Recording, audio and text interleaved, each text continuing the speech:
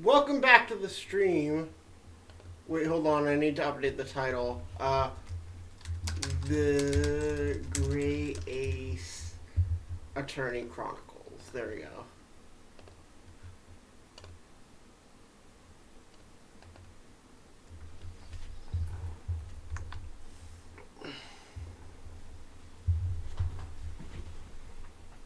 I'm attorneying out right now.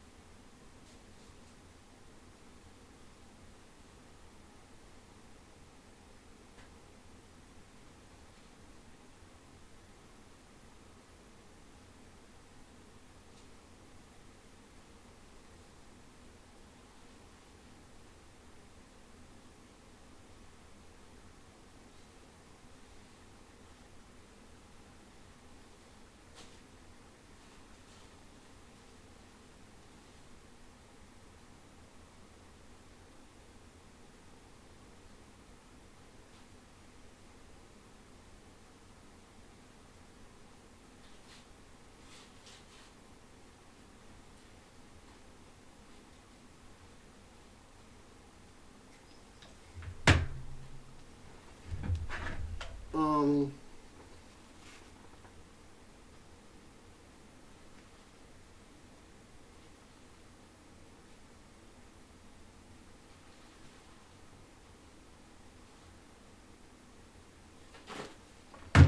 there, and now we open.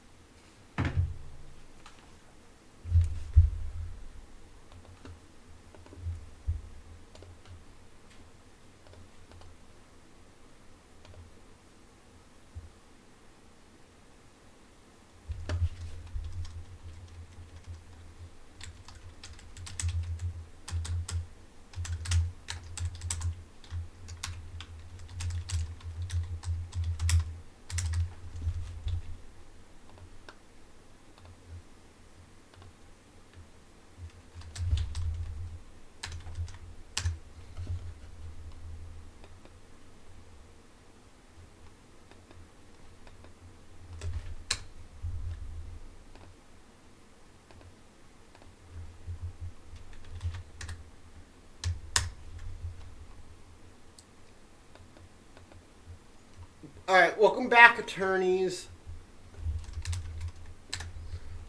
Welcome back, lawyers.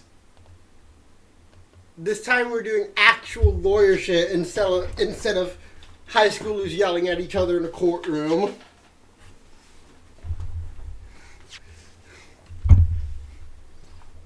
We're actually practicing law this time.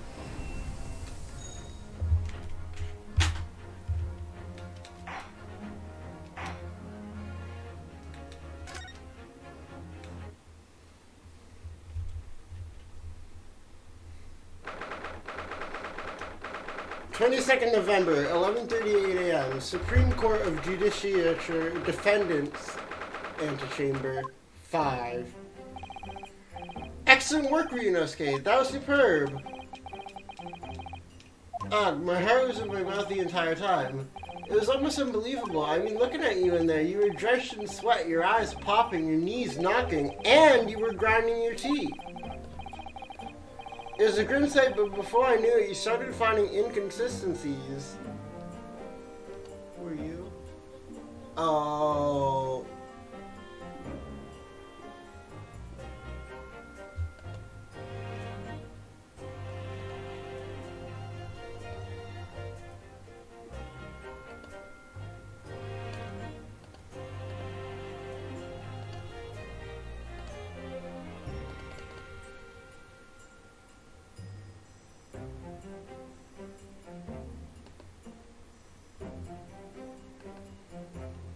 But before I knew it, you started finding inconsistencies in the testimonies. I think you might have a natural talent for being a lawyer.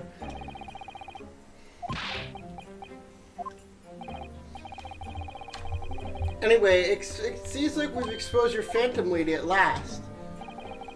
Miss Jezeel Brett, a student from Great Britain. Is she? That's what I was trying to tell everyone from the start. Dr. Wilson wasn't alone. There's a young woman with him, like I've been saying all along. Yes, you have, haven't you? I might not be overly confident in the courtroom, but my powers of observation are one thing I'm sure of. Yes, I can see that. So about this young gentlewoman. Thanks to a detective friend, she was hastily escorted away from the scene, it seems. Did you see what happened with that? I was just on the way out of the restaurant myself. Then on the floor next to Dr. Wilson's table, I noticed there was a gun lying on the floor. And just after I bent down and picked it up,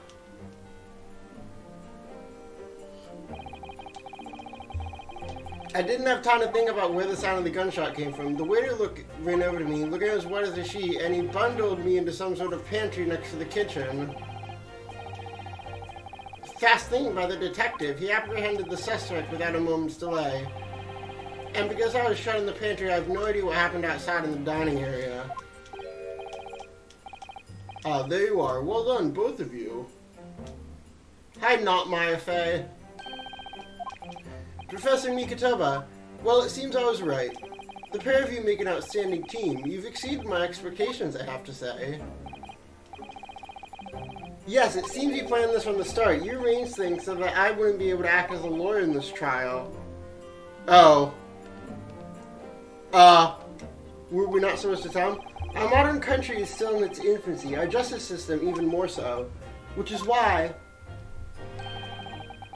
I firmly believe that we need to send our brightest young stars overseas to learn all they can. I wanted to avoid a situation that may have resulted in your study tour to Great Britain being cancelled. Well, it makes no difference. Lawyer or otherwise, if I'm the kind of man who can't help his best friend to avert the worst crisis of his life, I shouldn't waste everyone's time by going to study overseas anyway. So that's your stance. I was afraid you'd feel that way. Well then, it looks like it all comes down to you, young man. You need to prove your innocence and uncover what really took place in that restaurant, because even as a defense lawyer, you have to find the real culprit. I must say, I very much want to know the truth. After all, I have a personal connection to this case. If you don't mind me asking, Professor, did you know the victim? Yes, I did. As you're probably aware, Dr. John H. Wilson was a visiting professor at UMA, and it was I who invited him. I didn't know that before. Anyway, you're about to go into battle. The victim was a university professor from Great Britain, and a well-known one at that. Naturally, our government is looking to identify and punish the culprit as quickly as possible. But let's not forget who we're going up against. The gentlewoman whose involvement our police bureau went to extraordinary lengths to hide. And I'm sure the prosecution will be using every tool at their disposal to quash your case. But I have no doubt that you pair will put up a good fight right to the last. Best of luck! Now then, I need you to run an errand at the university at once. I think there's something we may need. Good luck, Kazuma-sama. Defendant Naruhodo, court recess is over. Please make your way back inside the courtroom at once. It's time. Let's get back to it, partner. Let's go in there and deal a decisive blow before those old fossils know what hit them. Kazuma. Thank you. Really. What for?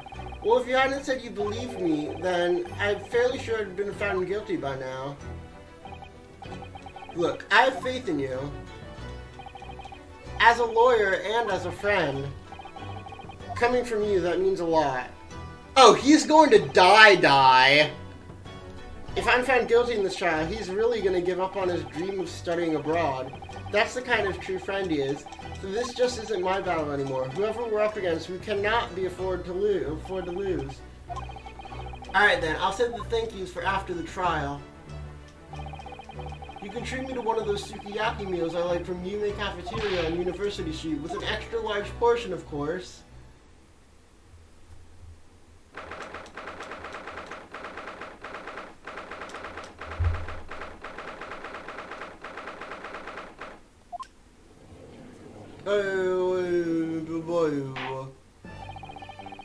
The court hereby resumes the trial of Ryosuke Naruhodo.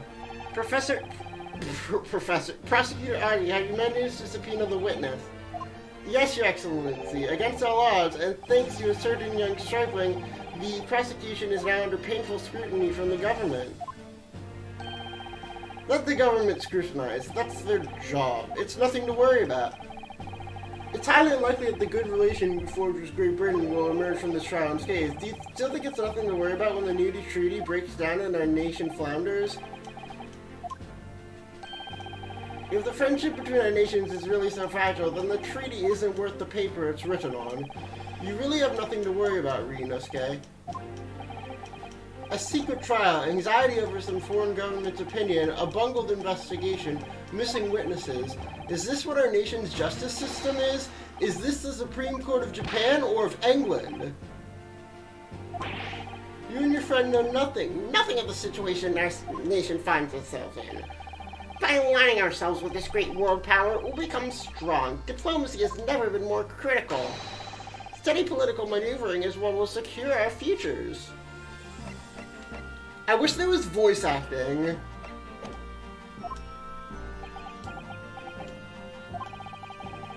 I won't deny that I'm no expert, just a student, and one who could arguably study harder too. But standing now in our Supreme Court, there is one thing I feel very strongly. A country that fails to uphold its truth in the justice system is a country with no future at all. Well said, Ryunosuke, despite the wild-eyed look of terror. You little brats! Thank you, Counsel. This court is the pinnacle of our nation's justice system, and exists solely for the pursuance of truth. With that in mind, this trial will now resume with the next witness taking the stand. The visiting student from Great Britain, Miss Jezreel Brett. Yes, Your Excellency!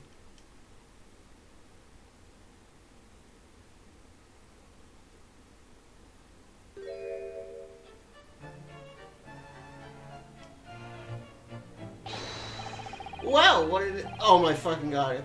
And from such a distant land. Tea. Someone bring English trees. In England, no discussions take place without tea. So, ahem. Could we possibly trouble you to state your name and occupation for the court? Why are the prosecutors always...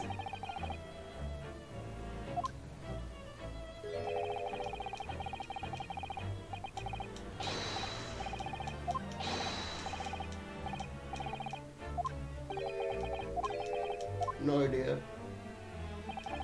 More importantly, a little earlier today, you said something important to me. You said your powers of observation are one thing you're sure of. Yet your description for this amazing sight was simply just a woman. She is just a girl! Hit her with your car!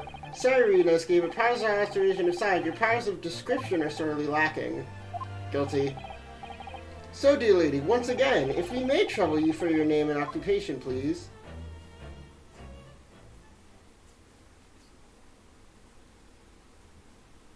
Persona? What?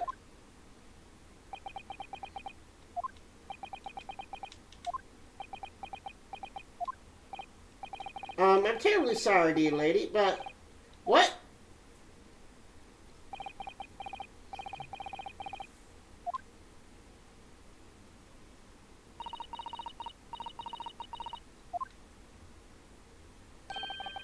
The lady says her name is Jezreel Brett. She comes from London, England. She's a visiting research student. She's currently enrolled in Yuma University's medical facility. Oh my, what a rare treat to hear the dulcet tones of the delightful language of the British people. I'm afraid I don't understand a word you said, but it's just as beautiful as a hummingbird's song. As far as I can tell, the detective is translating her words faithfully enough. Yes, I agree. You obviously do fine in England. Her English doesn't rattle you at all, does it? Oh, right, they're speaking Japanese. I forgot that. You've clearly been paying attention in your English classes, Ryunosuke. The court thanks the beautiful lady for taking this stand. Now, if we may trouble you to confirm something, Miss Brett. 3 days ago at a restaurant called La Carnival, a grim murder took place. The court has been led to believe that you were dining there with the victim, Dr. Wilson, at the time. Is that correct?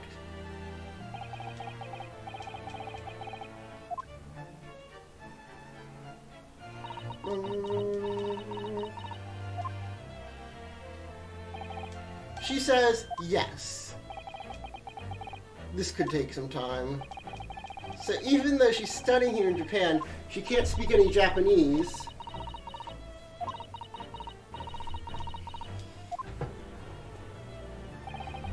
She'd like to apologize for disappearing from the scene. She says she was due to make a presentation at the university, so she had to leave immediately. Interesting when you're the one who engineered her escape. I was just following special orders from the Bureau. Well now, dear lady, would you be so kind to cast your eyes over this photographic print?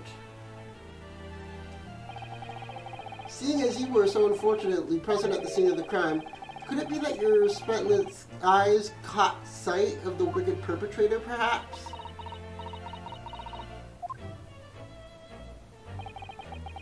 Apparently it was very frightening, and a sorrowful sight. It appears the lady did witness the crime, the very moment when the accused, standing right here in this courtroom, shot the victim in cold blood.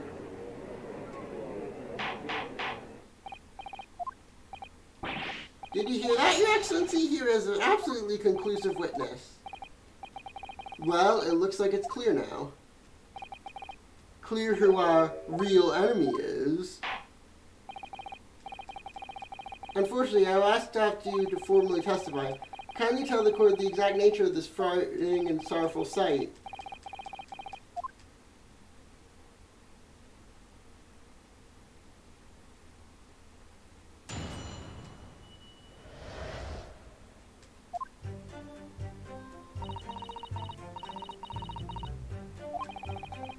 I'd arranged to meet for a slightly late luncheon with Dr. Wilson that day. The professor was unable to eat, so I ordered for myself only a beef steak. After a while, the accused came over to greet the professor, and they got into a fierce argument. Then, not long after, the accused took the professor's gun and shot him right before my eyes.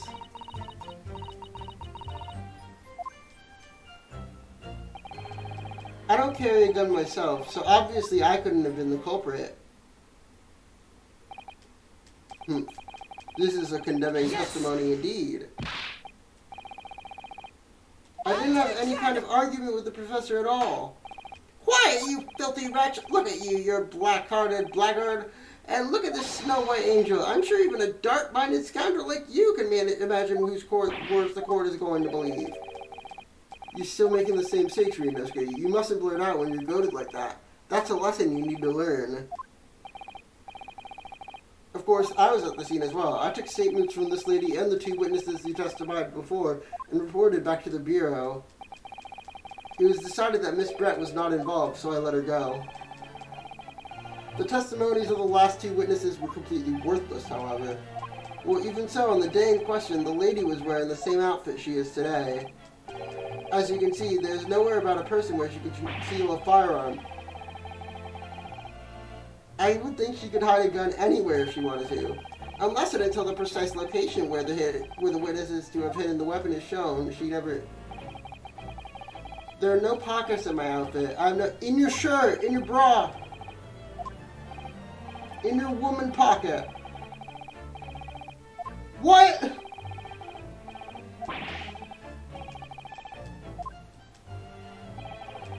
You're right about that. Which means... this lady was hiding a gun somewhere. That's what we have to prove now, and to do so, we will need to pull her testimony apart.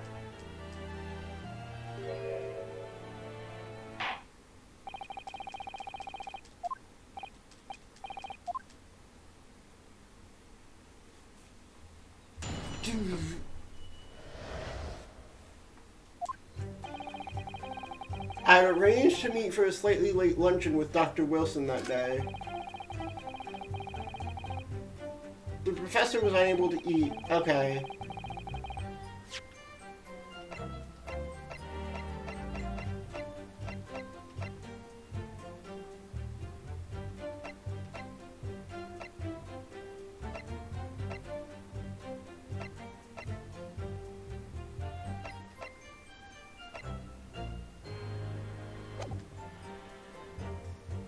Yes! After 2 p.m. in fact. That's really quite a late lunch, isn't it? You don't keep up with the latest fashions from Britain, do you? Late luncheons are en vogue, isn't that right? No. A decisive English no has quite a sting to it. The gentlewoman is currently working in the victim's research laboratory, so it's apparently a daily occurrence that they would eat lunch together. But on the day in question, the victim had another appointment at the clinic first. Yes, which we can prove from the medicine, Right, Miss Brown, the victim went to lunch following the victim's treatment, which is why it was so late. Yes, that all makes perfect sense. Such wonderful logic. What a shining example of English intelligence this fine gentlewoman is. So you both arrived at the restaurant. What happened next?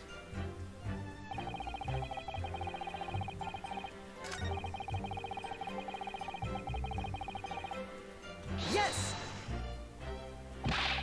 I never got into an argument with the professor. All I did when I noticed him is I went over to say hello. I wasn't directing that retort at you. It was the... But anyway, as I said, I did not argue with the victim. I'm afraid your words are in vain. Miss Brett does not appear to speak Japanese. No, of course not. Japanese is such a cumbersome language anyway. English is the future. We must all... Supiku and Gerishu. I wonder if the prosecution will feel that way forever, or only in the presence of a beautiful woman, Well, a beautiful woman is telling blatant lies with a completely straight face. I have to find something that will unravel her testimony, no matter how seemingly insignificant it may be.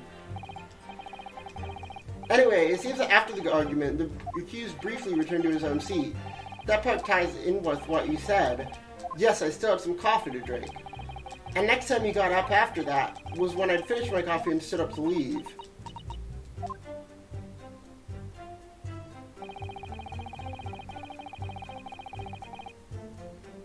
Yes! I was behind him! And like I said, there's no point repeating that assertion over and over. Well, I wasn't expected to be attacked by my own side. Nevertheless, defendant, you can't deny that when she shot rang out in the restaurant, you had a gun in your hand. Well, yes, that's true, but... all I did was pick up the gun I saw on the floor next to the professor. He's such a fail man. What is the term for that? There's someone much closer to the victim, the lady. That will do, you dirty, rotten scoundrel. Your business accusation could very well catch an international incident, boy. Your accusation is just as baseless as ours. What nonsense. The lady is merely stating what she saw. And this is already an international incident as far as I'm concerned anyway.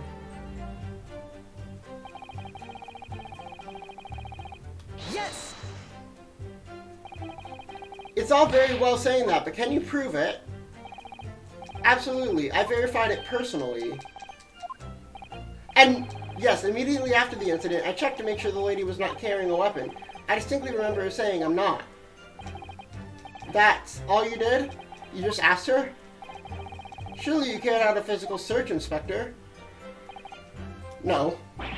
Why on earth not?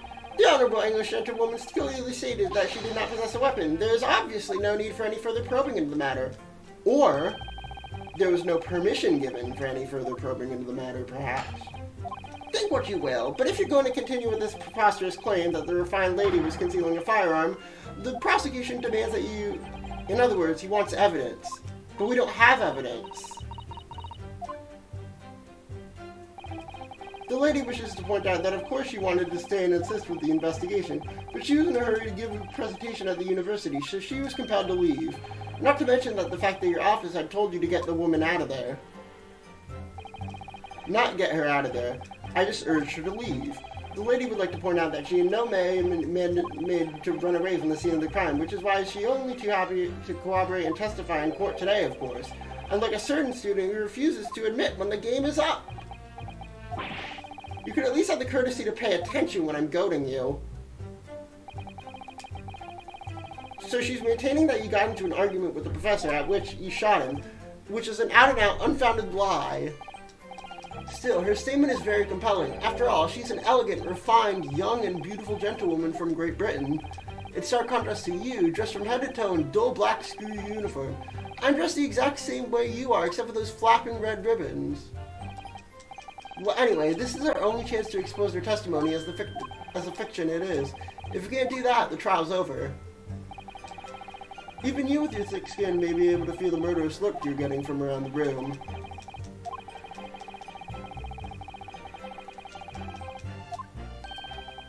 The first thing to do is press her on any of her statements that seem slightly off to you. Yes, I've been doing that. Do that and an opening will present itself. I promise you.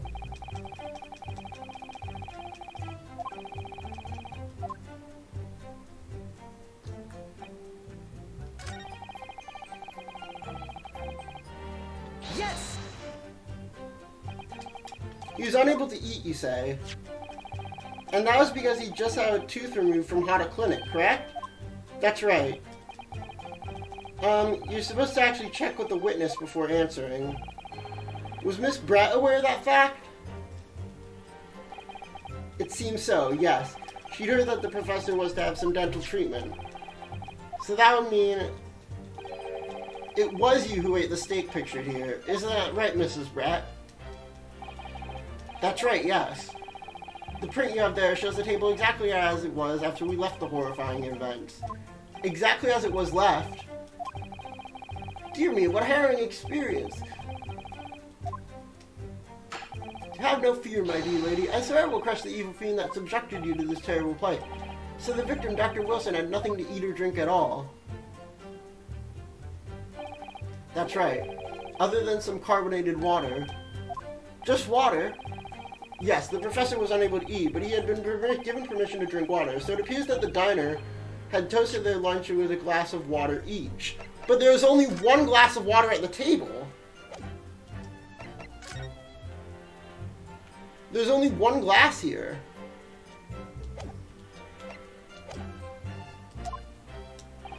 They each raised a glass of carbonated water.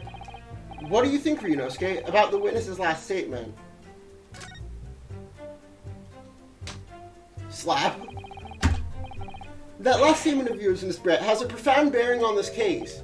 Well, well, how fascinating. Do tell us, what is this profound bearing?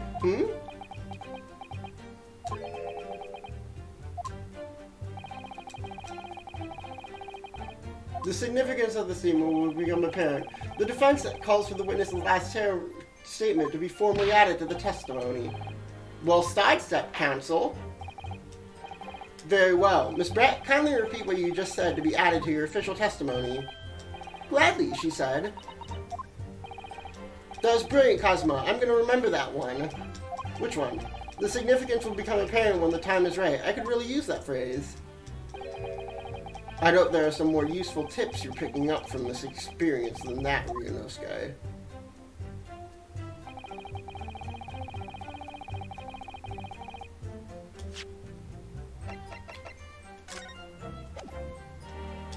Yes!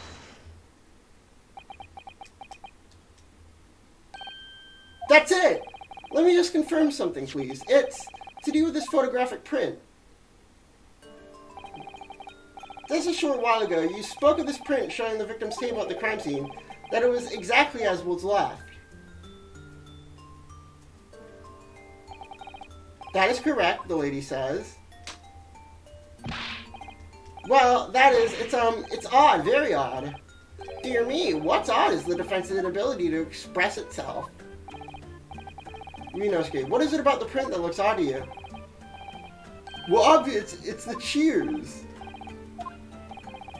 Miss Brett told us that she and the professor said cheers over a glass of water. But if that's true, there should be 2 glasses on the table, not 1. You're quite right, counsel. There's only 1 glass pictured here. I need to go use the bathroom. I'll be right back. I'm going to run a quick ad.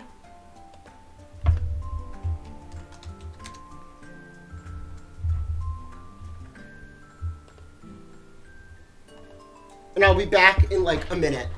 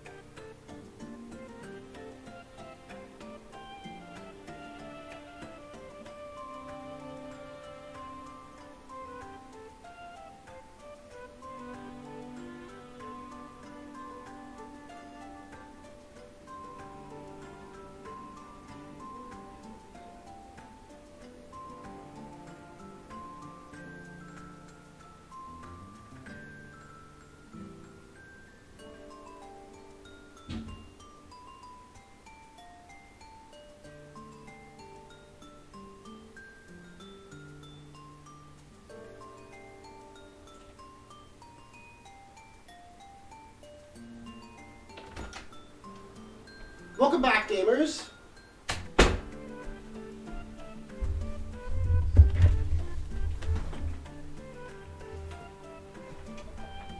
There's only one glass pictured here.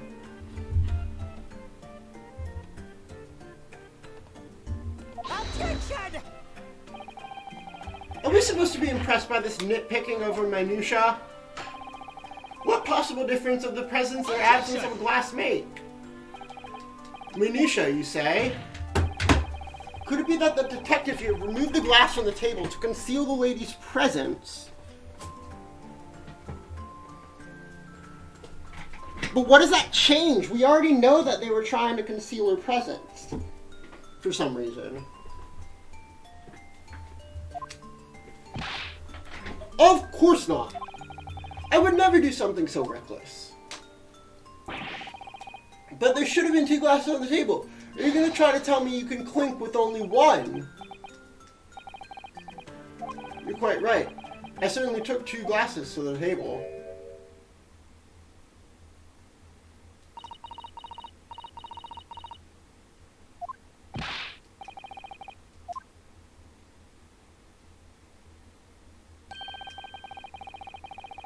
It would seem it was Miss Brett who took the glass from the table. It was also terrifying, everything that happened. I panicked and thought I should try to hide the fact I'd been there at all, she's saying.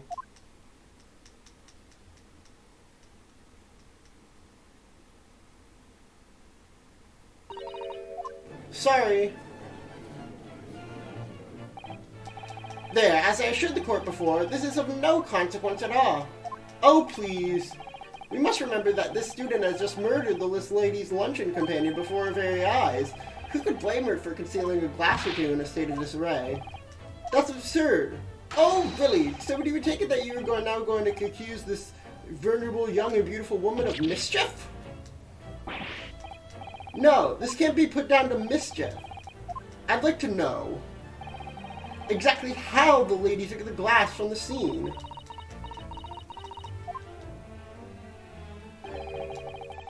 It would seem that she slipped it into a small handbag she was carrying. A handbag, you say?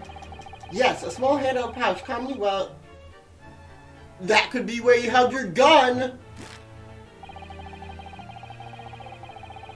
No, you had a gun in there. That's where your gun was. The fact remains that this glass has absolutely no bearing on the case. The student has been trying to confuse the court with logical reasoning, but in the end it comes to nothing. No more pretentious accusations. You have wasted enough time already. Indeed, the lady has offered a satisfactory explanation to why she removed the glass. I think henceforth we can consider the matter to have no bearing on the case. Counsel for the defense, are you in agreement? Well...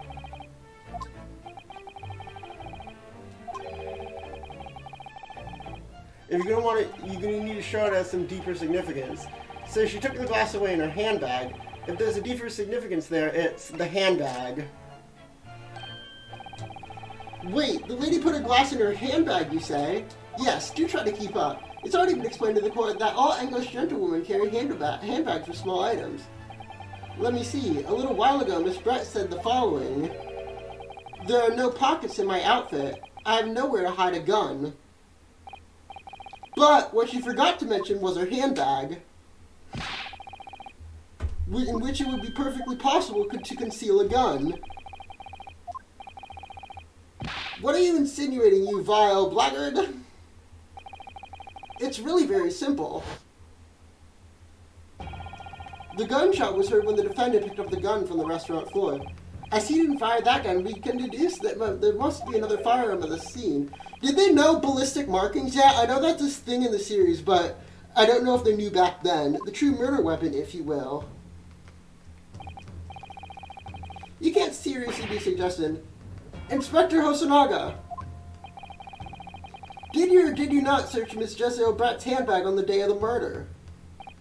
No, sir, I did not. As I thought. In other words, another gun, the one that was actually used to kill the professor, could have been hidden in Miss Brett's handbag. No! Order! Order! Order! What is the meaning of this, Inspector? The meaning of what, Prosecutor Archie? Why on earth did you not have your the lady open her handbag and show you the contents every time? Think at your bungling impotence, she now has to endure these uncomfortable accusations. Brilliant work, partner. Now we have a chance to expose the real woman behind the mask. That's what the point of the mask is.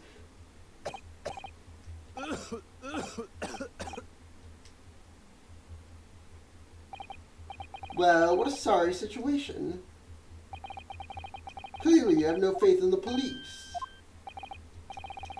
As I said, I did not search the lady's handbag after the shooting simply because it was unnecessary. I have to thank the student lawyer, really. I have a piece of evidence here that I'd completely forgotten about. This photographic print. This print is of a photograph that I thought would be prudent to take immediately after the shooting. It clearly shows Miss Brett's handbag. You can see right through to what's inside. There might be a secret pocket. Apparently meshwork bags like these are the height of fashion in London at the moment. So the contents are clearly visible. Exactly, so there's no need to search the lady's handbag. If there had been a gun inside, it would have been immediately obvious. As you can see, there's nothing to imply Miss Brett's guilt here. Thank you for helping to prove that, Naruhodo-san. Ah!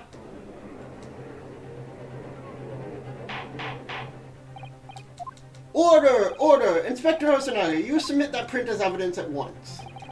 Certainly, Your Excellency.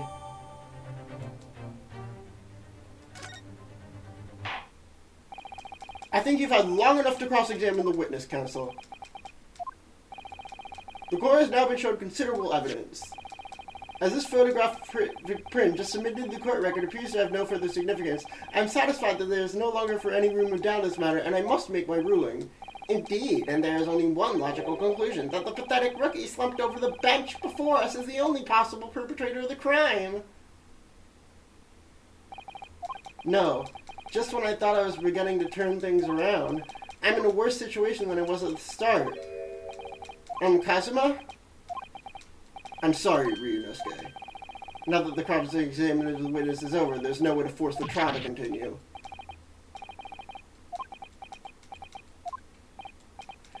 I must say you put up quite a fight for a rookie student, but the weak are meat, while the strong eat. You are wasting your time. There's no way to defeat true justice. A fact you can chew on to your heart's content, inside of your cell. This can't be happening. Am I really going to be found guilty of a crime that I didn't commit?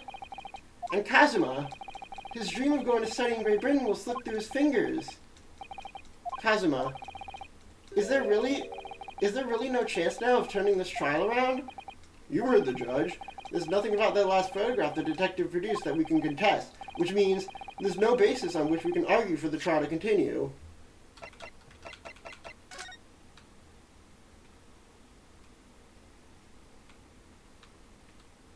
What is this tattoo? We don't see the other side of the bag. Very well. I will now proceed immediately to the ruling. It seems we will be able to report to the British government on time after all. That smug little Ryunosuke Hodo, having considered all of the evidence placed before me, I hereby find you... Yes! I hate that it's yes and not objection. Wait, Your Excellency. Ryunosuke. I don't think you can rule on this case yet. This amateurish is getting tedious. When His Excellency deems that the trial is over, he gives his ruling. That is the most basic protocol of the courtroom. Your Excellency, just a moment ago you said this. As the photographic print submits to appear to have no further significance, there's no longer any room of doubt, and I must make my ruling. Now that means if there was a problem with the evidence, some significant detail, I mean, the ruling on the case at this time would be out of the question. This is blatant straw clutching. Look at this photographic print. All it shows is the handbag the gentlewoman was carrying on the day in question. There could be no problem with this evidence. You'd better know what you're doing, Ryunosuke. I I understand your objection, counsel. Certainly the new evidence submitted by the... We're gonna save. Because I know the games like to do this thing where you just lose all at once. However, I fail to see how we can glean any new information from this handbag. Ha! My thoughts exactly! Really, the prosecution is becoming tired of this rookie's desperate wheezes. Yes, I am desperate, but this isn't a wheeze. There's something about this photograph that just doesn't seem right. If I could only put my finger on it. I'll grant the defense one final opportunity. But be warned that if I am unsatisfied by your response here, the trial will be over with immediate effect. Do I make myself clear? Yes, Your Excellency. So, take another look at the photographic print Inspector Hosanaga submitted before.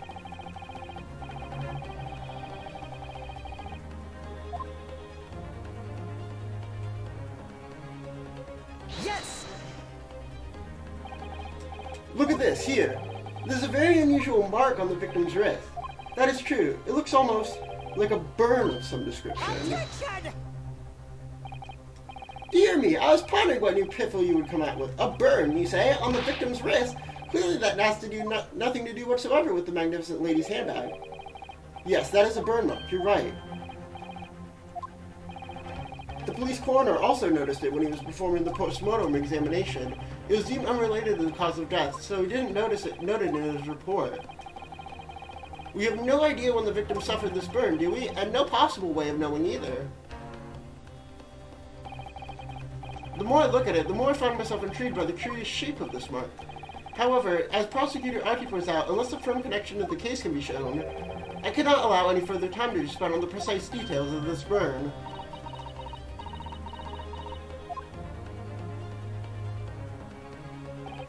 Excuse me, Your Excellency. It would seem Miss Brett has a lunch appointment with the Dean and other university staff. She would like to know if she may be excused from the stand now. Oh, of course, dear lady. We shan't hold you up any longer. I'm quite sure His Excellency is about to give his final ruling anyway. What's your thinking on this, Ryudosuke? Do you believe this burn does have something to do with the case? To be honest, I'm not really sure, but if I don't keep pushing, then it's all over. So I was thinking I should keep digging and digging, in the hope that I might uncover something useful. Yes, you're right. If we can just link that burn to the case, if we can do that, we might be able to prise this shutting door back open again. Just give up, counsel. You can't possibly hope to do that. Indeed, I'm afraid that without evidence, I cannot allow you to pursue what is little more than conjecture. But if we had evidence that irrefutably linked the burn on the victim's wrist to the case, then you would allow it. I would, yes. To tell the truth, I hadn't noticed that burn.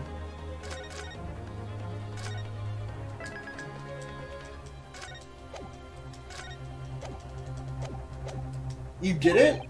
But as soon as you pointed it out, what I did notice was the color draining from Miss Brett's face. I have to find some link between that burn and the case.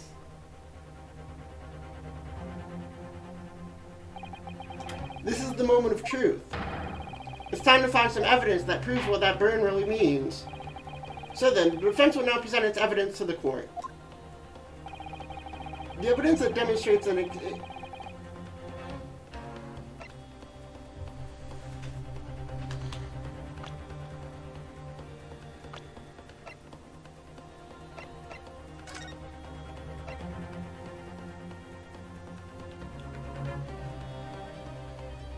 the hemorrhage.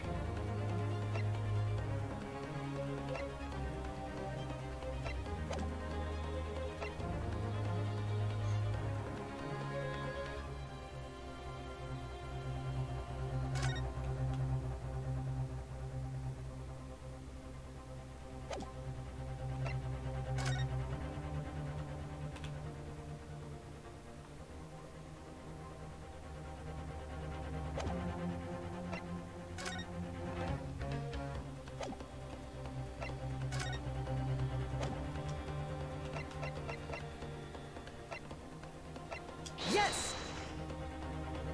The music didn't stop. Objection! And explain to the court in 5 words or less what the nation of that connection is. Well, it's obviously, thank you. 5 highly illuminating words. As I suspected, the rookie student is bluffing. Again! You've been burned there yourself, Ryunosuke. I do feel like I've seen the shape of that burn somewhere before, though. Have I? Look through the court record again, carefully this time.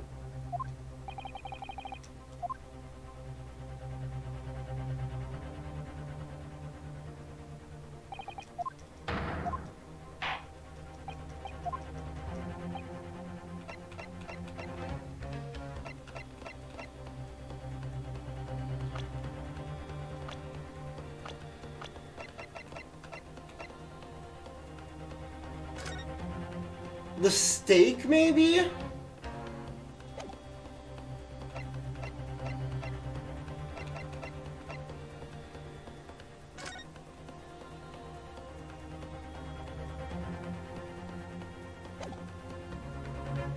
Wait, why was he sitting in this chair if the victim was here? If, like, if the place setting is here?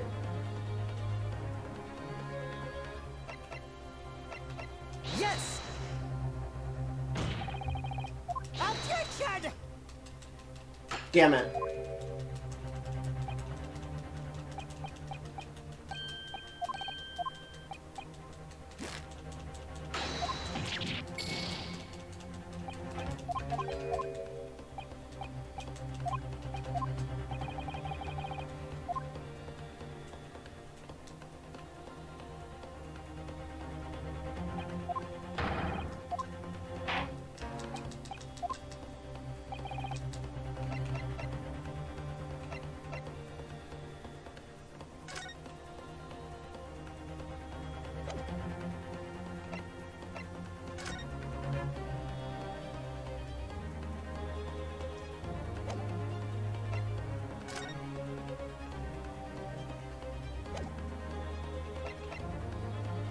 Yes!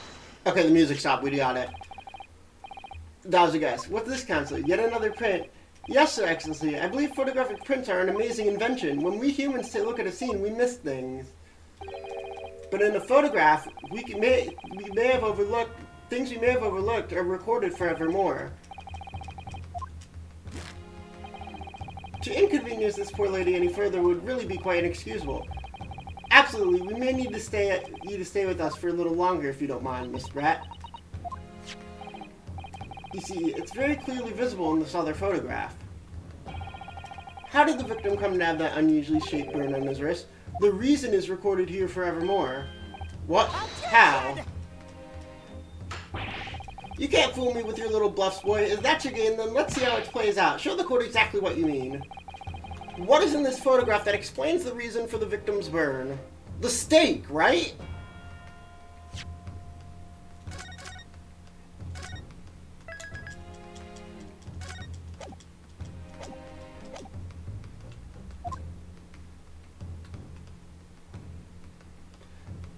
See, this game is more about solving how it happened, and Danganronpa is more about solving who it is. Yes!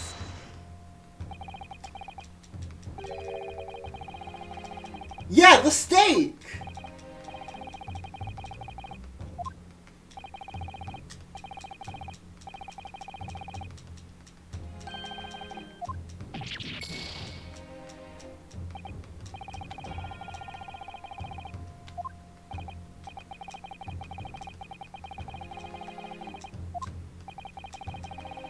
It takes some skill to get something so wrong, but let's see if you can use one of your other skills. Otherwise, you'll have my sword to answer to. Like I said, you can't fool me with your little bluffs, boy.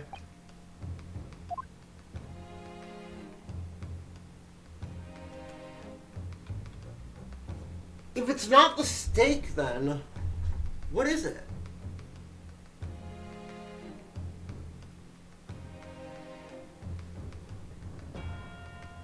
Is there like something on the back of the chair? Wait, Yes! the beefsteak? I selected it. The point is the metal steak the plate was served on.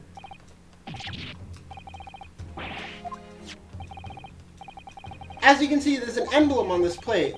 I guess it would say it's some sort of trademark of La Carnival. The emblem on the plate... I need to go get a snack, a gamer snacky. I'll be right back. I'm not gonna run an ad though.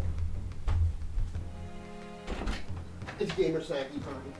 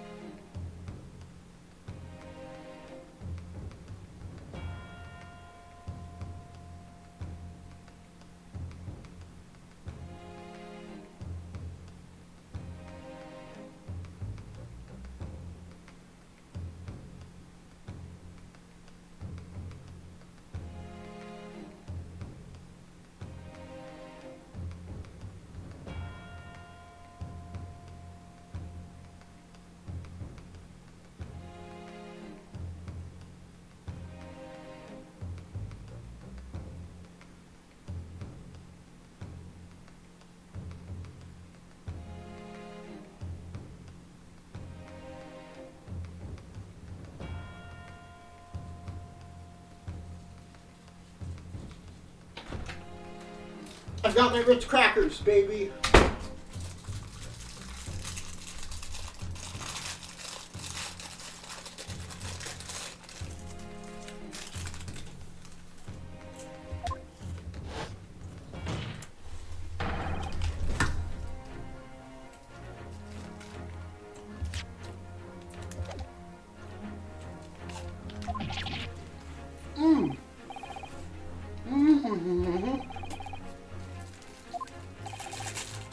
Which means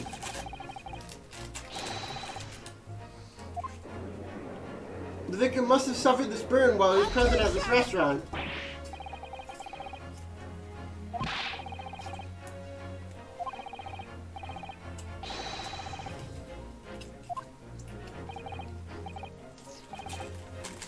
Objection! Sadly, prosecuting officer, the chances of that are extremely slim. The outline of the burn is clearly discernible.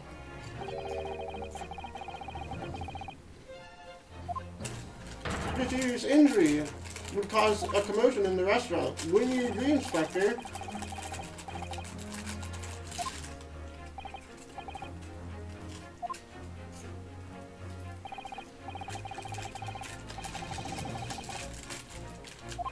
Outside, looking at the picture of the wound, it wasn't suffered as clearly well defined as the defense just pointed out. This was no mob burn, that's for sure. Can you be more specific? What?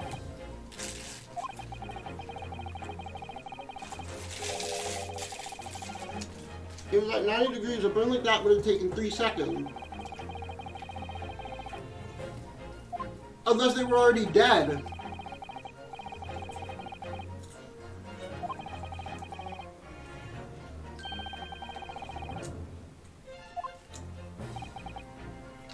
But, you know, you're a detective, not a waiter. Yes!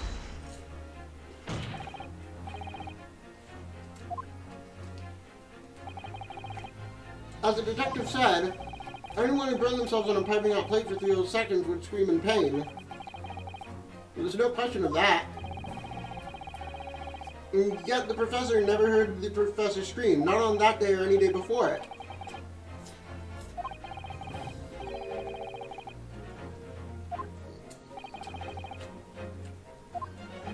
Well,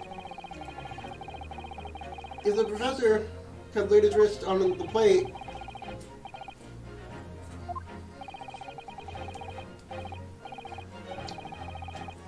would have heard it.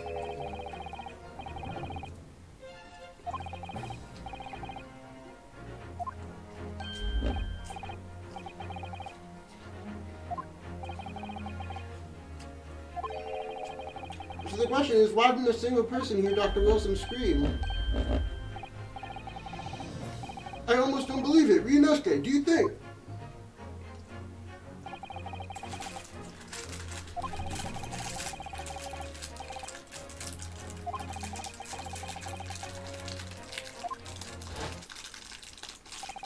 We've been led into a terrible trap. What?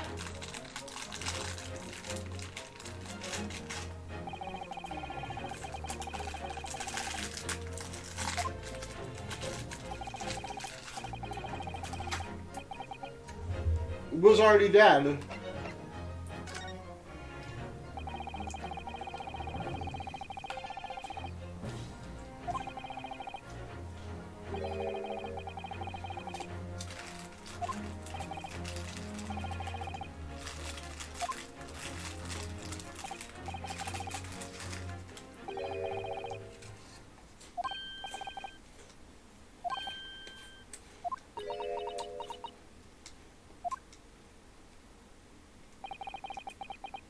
No will be nailed down. It's the only possible explanation.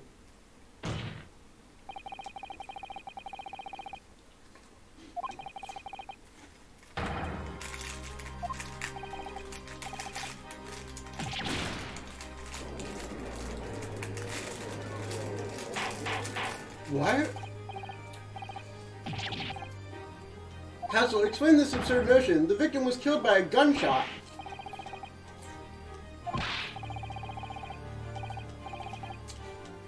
Objection!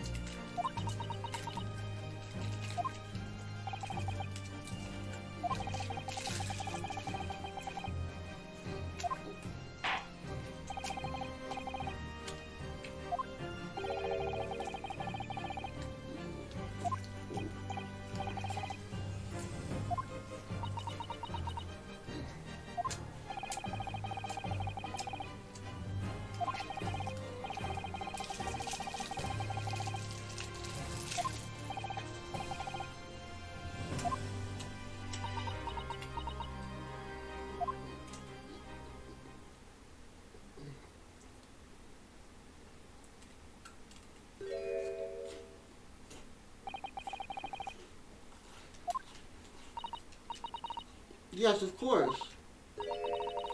I mean, I'd be delighted to help. Especially if it helps relations between my country and yours. Miss Brett, you speak Japanese?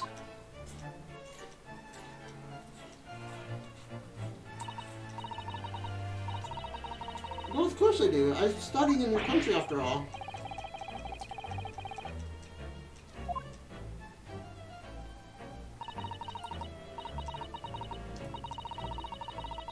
It's the most elegant and refined language. As a gentlewoman, I try to avoid speaking in your vulgar tones as much as possible.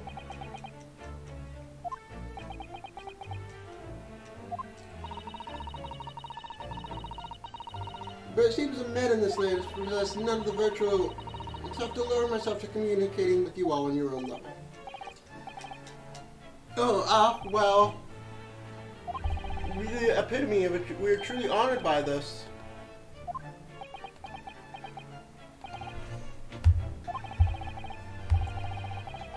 In that case, I'll now ask you to testify in your own words about the events that leading up to the death of the victim.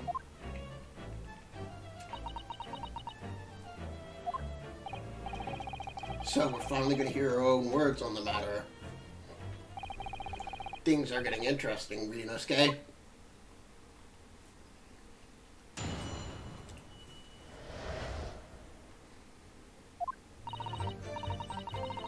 Unfortunately, I have no idea when the bird man broadened his wrists like that. When the breeder brought my steak, the professor and I raised our glasses in a toast.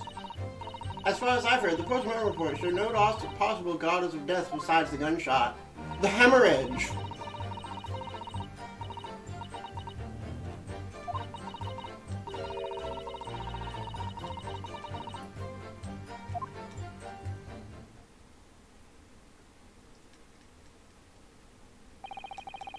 The most captivating and beautiful testimony will go down in the Supreme Court's history. Thank you. Easy does it. I suppose this is the last time I'll have to sully my lips with the coarse tones of your unbecoming tone. Oh, forgive me. I do hope I haven't insulted anyone. Not at all, not at all. It is a light to merely to you speak, dear lady, and it seems very clear from your testimony that this boorish talk of the victim's burden is utterly irrelevant.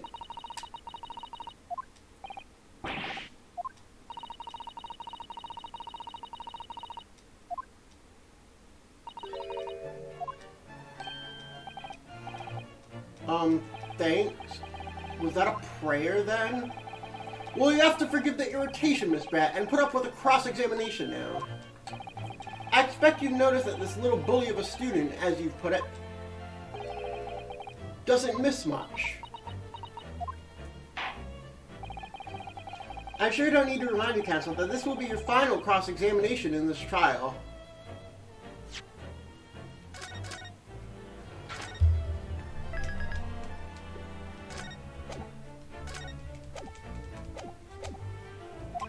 If you fail to demonstrate any problems with this witness's testimony, I will be ruling on the case immediately.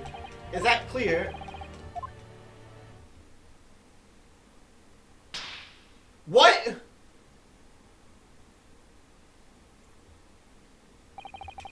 Yes, Your Excellency.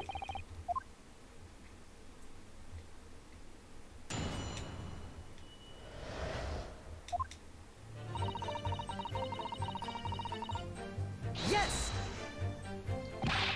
But his hand was on the steering plate. You must... Let me ask you something. Ever since I arrived at this courtroom, and even still now, the fly on those unsightly black trousers of yours has been wide open. You can't not have noticed, can you?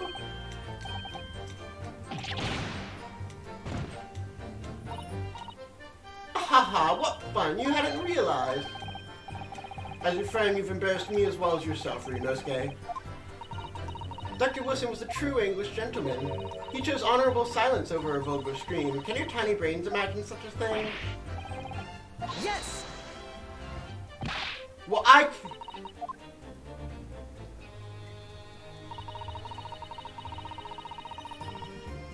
Yes! As you testified before, you were drinking carbonated water. Is that right? Dr. Wilson was only permitted to drink water at the time, if you remember, which explains why he ordered that drink. Correct, waiter? Exactly as you say, sir. Although, whether or not the professor actually drank any of the water when I delivered the steak to the table, I'm afraid I don't remember that. Damn you.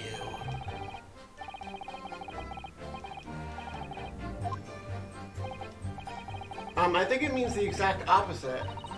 Anyway, why'd you say damn you on that statement?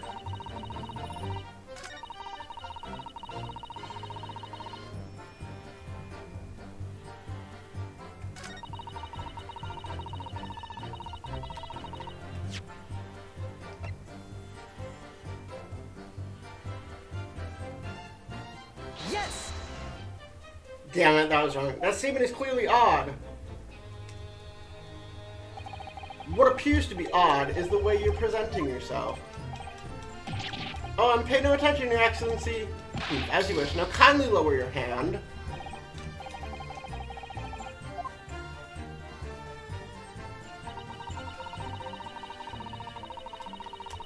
Yes! The hemorrhaging! Yes, it's written here in the paperwork. Fatal hemorrhage from ballistic trauma. Oh. Luckily for all of us, a little burn on the wrist isn't going to kill us, and there isn't another sign of traumas to the victim's body to indicate some other cause of death. It could only be from the bullet from your gun that put an end to this man's life. The burn must have happened straight away. If it had cooled even slightly, it wouldn't have been able to make a burn like that. And the victim burned his wrist on the hot plate as soon as it was brought out from the kitchen. Then he must have already been dead at this point. And yet, the fact is that the victim was killed by a gunshot to the chest.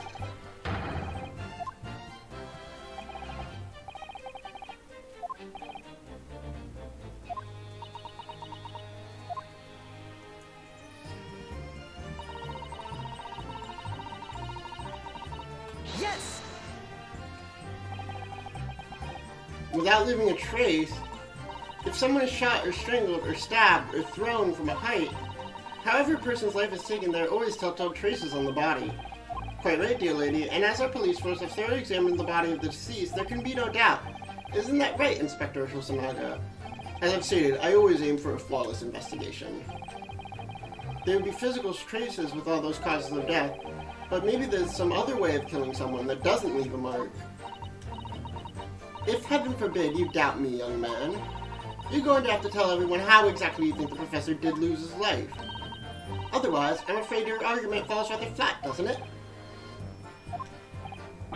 Oh no, perish the thought! Calling a sweet young lady's innocence into question? On my honor, I, Tatsuguchi Ouchi, will cut down anyone who dares. A way of killing someone that leaves no trace. There's poison in the carbonated water, but I don't have any evidence for it.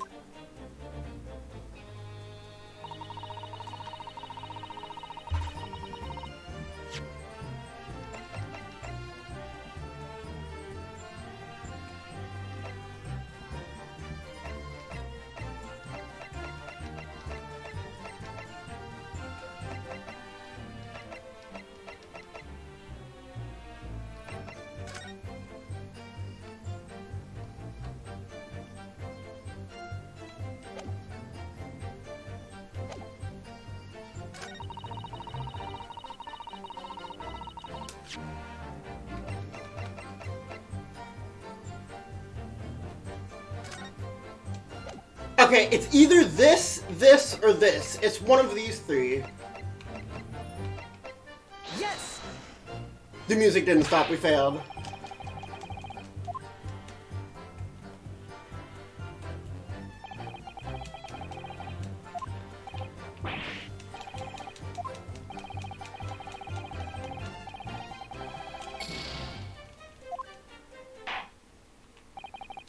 That will do.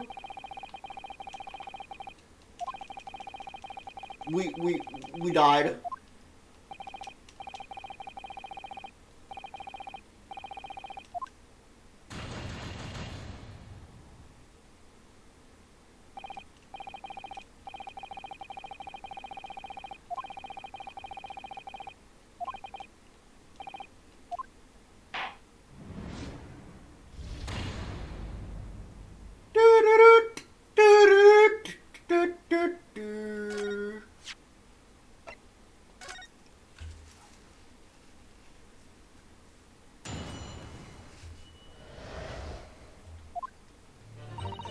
Oh, we can start with 5. Yes!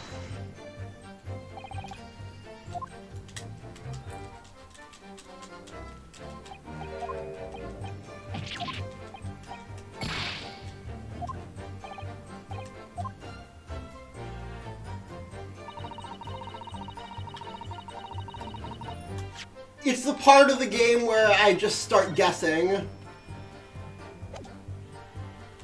Yes!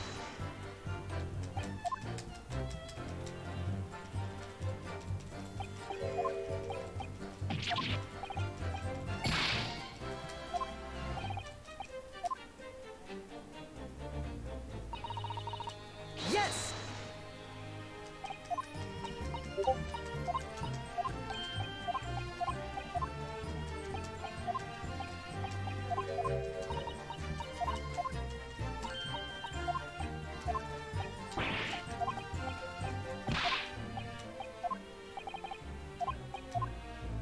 Yeah, but I can't find any. What do you think, Rinosuke? I don't know. I think this could be hard work. She can speak Japanese brilliantly, but she doesn't seem to want to say very much. The more she says, the more she's likely to give away. This Englishwoman knows that all too well. She's quite formidable. Dr. Wilson's burn tells us something. I need to use this comic's examination to find out what.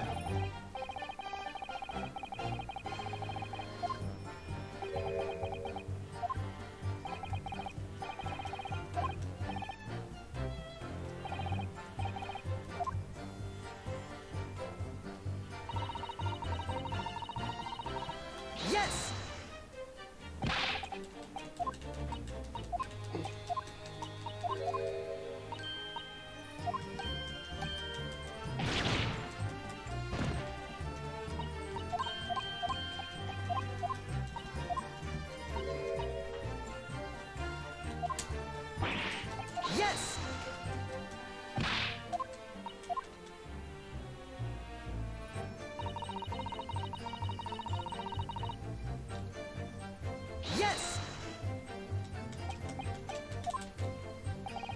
You're drinking carbonated water.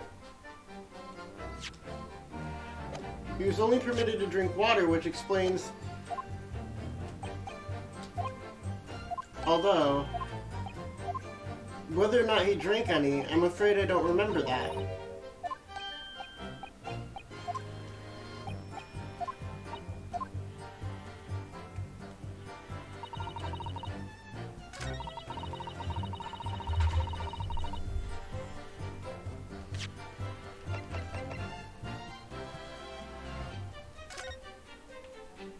Is the bottle still full in this image?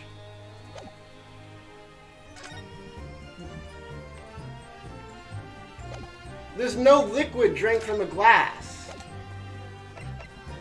Yes!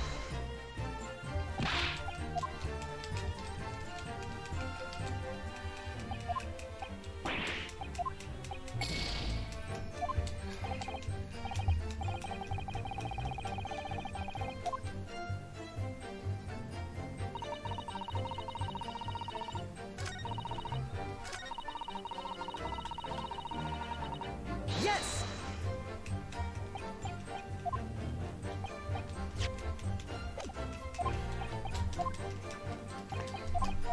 Then what?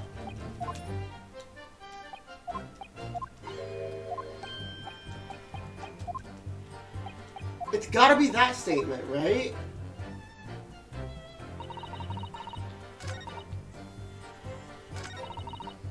Yes! Inferior, what do you mean by that? In the lands of the Great British Empire, the police store everything found at a crime scene for later examination, but in this country, you investigate once and that's the end of it. Isn't that so? Quite right, La Carnival is open for business as usual today, just days after the incident. Exactly, which means that even if the investigation takes a different direction, vital evidence may be lost. What?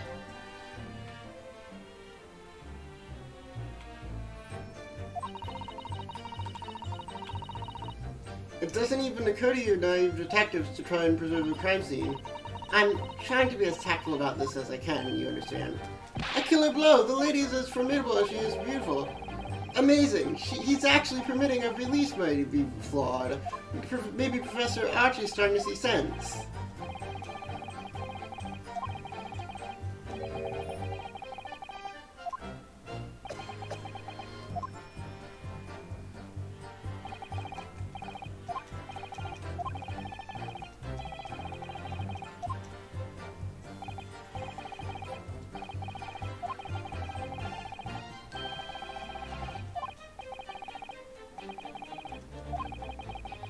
There must be some clue to find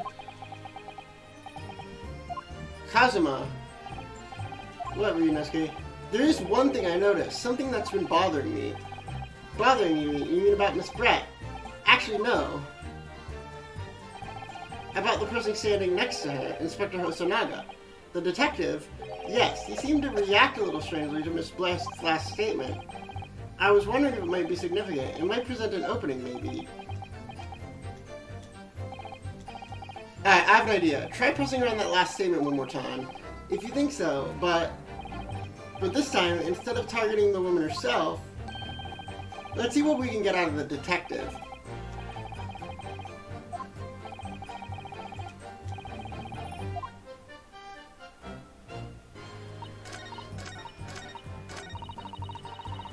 Can I move who I'm targeting? Yes!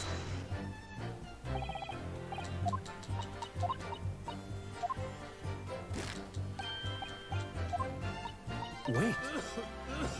What was that?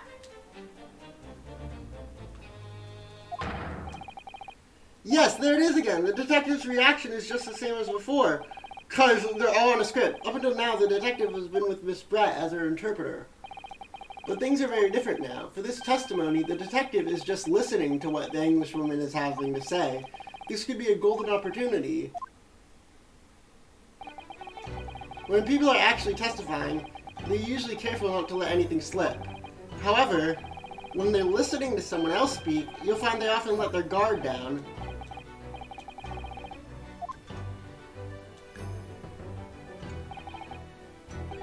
It's time to pursue this man and his train of thought. I explain how to do it now, Ryunosuke. It's all to do with the witness marker. What marker? At the moment, we're focused on Miss Brett, who's the person actually making the current statement. So, by moving the marker left and right with the D-pad, you can turn your attention... What D-pad? While you're looking at the other witnesses, you'll be able to pursue them with A. If you can catch the person at just the right time, you may uncover some more information to pursue. If you ever notice a strange atmosphere among the people on the stand, take a good look around.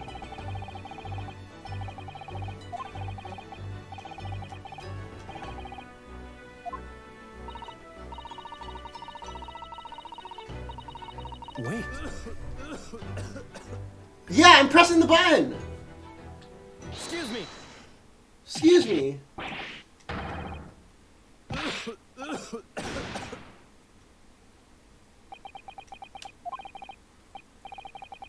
I'm so sorry, I didn't mean to shock you. It looked as you were thinking something just now, Inspector. Perhaps having heard what the lady next to you had to say. If there's something you'd like to say, please share it with the court. What is the meaning of this? It's the delightful Englishwoman who's testifying at the moment. If you can't find fault with her testimony, then the cross-examination... Oh, is that how it works? Absolutely not! The detective is in the stand, which makes him a valid witness. Yes, not to mention the fact that he's intimately involved with the case. Inspector Hosonaga. Do you have something to add and related to the statement just made by Miss Brett?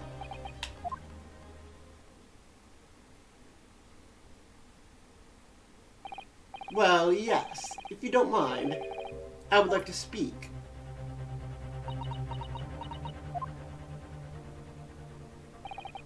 The lady is right. Our country's police practices are not as modern as those used in Great Britain, which is why I, Satoru Hosonaga, always strive to make every investigation I'm involved in flawless. What do you really mean by that? I'll tell you what I mean. I won't have evidence lacking on my watch. I'm not afraid to take everything I can from the scene of the crime. It's preserving evidence, you see. I don't care if they call me a crime scene thief. I'm not ashamed of what I've done.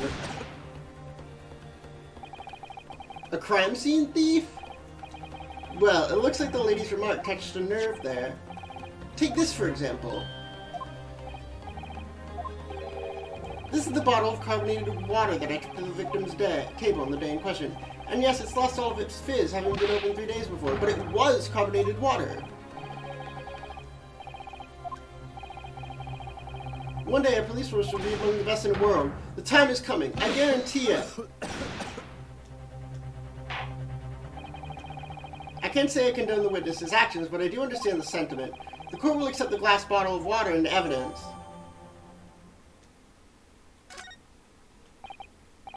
Miss Brett, can you confirm this is indeed the bottle from which you drank on the day of the victim's death? Yes, it was that bottle.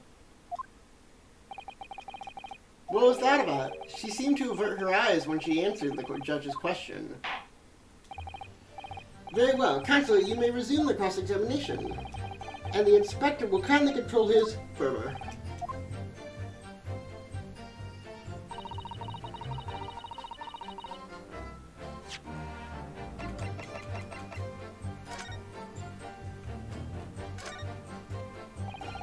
The label is written in a foreign language that I don't recognize. Do you know what it says, Kazuma? I think it's French. This must be very expensive water. Yes, but what does it say? Then go to France and ask.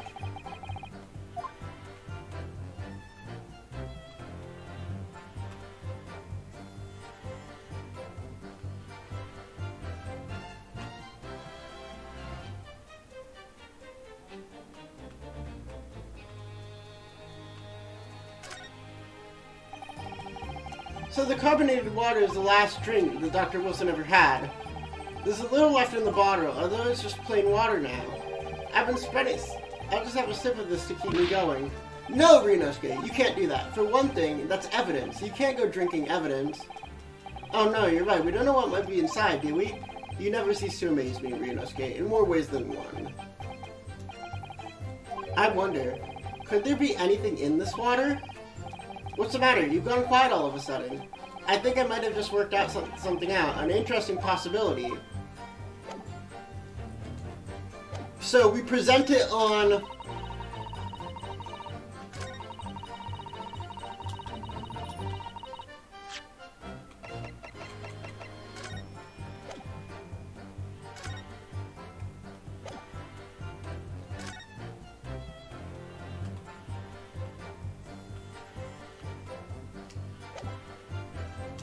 Yes!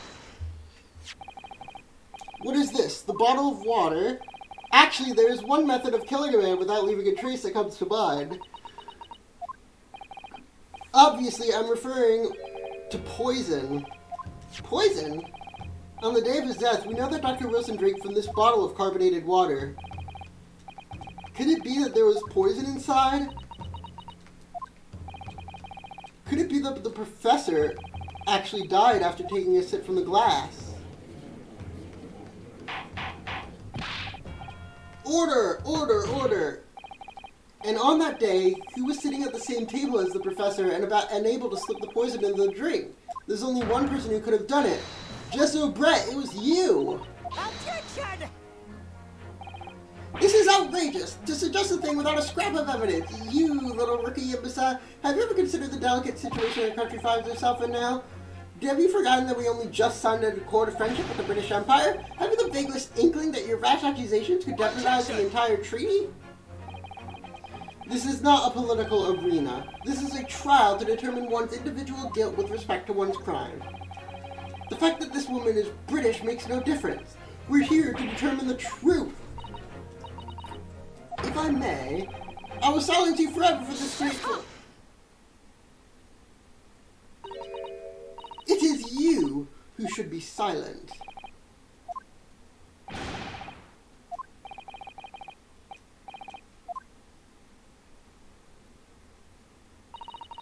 I'm afraid I may have spoken unfairly before. I offer my most humble apologies. I describe your police force as inferior, but no matter how inferior they may be, you still investigated this particular point thoroughly, I believe. The bottle, I mean, Inspector, and whether it contained poison or not. Of course. Have you forgotten what my guiding principle is already? Then it was put into the glass, dumbass! Naturally, we tested the inside of the bottle's contents. I ordered tests for every toxin that's available in this country at the present time. In this country! Then maybe it came from Britain.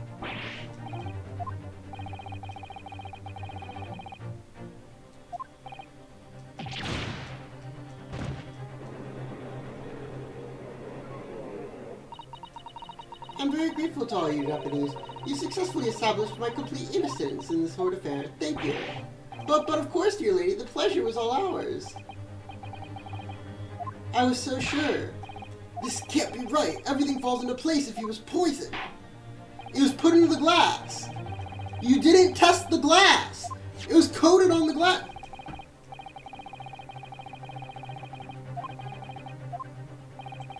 The accused, who by his own admission was holding this weapon, is the only possible culprit. The court wishes to apologize for the great inconveniences it caused you, Miss Brett. Oh no, I'm just glad the matter is resolved. Before proceeding, I must ask the counsel of the defense, do you have any further new evidence to present the court at this point? Kazuma? I'm sorry, Ryunosuke. I have nothing more. Well, if you'll excuse me now, I really must be leaving.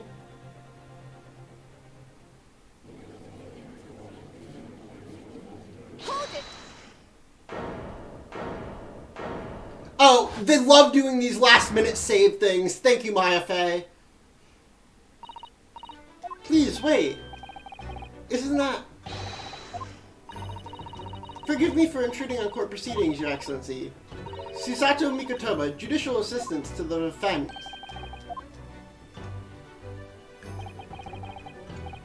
In my darkest hour, with nowhere left to go, she appeared like a bolt of lightning, and in her hand she carried a small package wrapped in a furoshi cloth.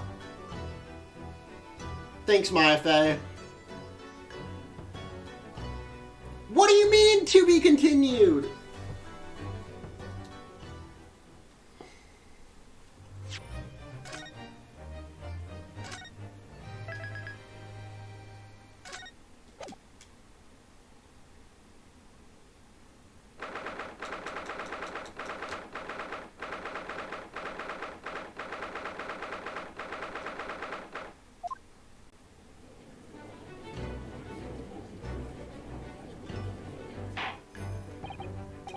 Well, I understand you're the judicial assistant to the defense, but why this sudden ingress into my courtroom?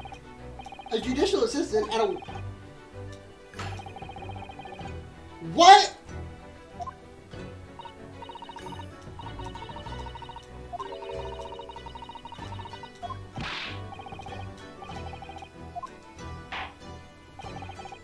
"5 minutes. I will not allow a moment more." "But, Your Excellency, I am most grateful." Who exactly are you? I'm sorry, there's no time. Please, simply accept this for now. A report about something written in English. It's Jezio Brett's research. After the trial resumed earlier, I hurried back to the university. I went into Dr. Wilson's laboratory and borrowed this paper. Miss Brett was studying under the professor. So does this research have something to do with the case? I'm afraid I don't know. I haven't been able to listen to the proceedings of the trial myself. Special characteristics of Curer and its effects on human subjects. Interesting. Curer, what's that? Time's up! The prosecution demands the immediate removal of this female trespasser to the courtroom. Oh, he's... Okay, so... you have to remember this takes place in olden times. I fucking hate this. But I've summarized what I could on a note just inside the cover. If you think it could be valuable, please cast your eye over it.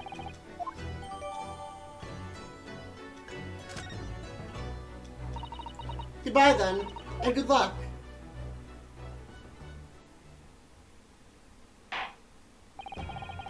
You've had long enough, counsel. We cannot detain our English guests any longer. Ask the prosecution and the defense now one last time. Does either side have any further evidence to present to the court? I presume not, but... The prosecution has made its case convincingly already. Nothing more to add. Ryunosuke, we're out of options here. This really is our very last chance. Every time it's your last chance. The defense does have new evidence. That look. The unyielding stare of a true Japanese warrior. Very well, Miss Brett. Yes, Your Excellency.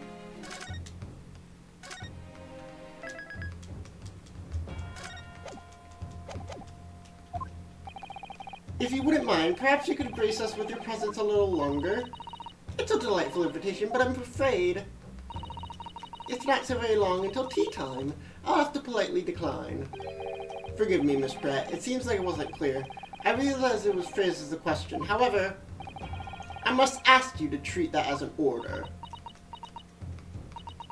I've said it many times before, but the Japanese language makes no sense. My apologies, dear lady.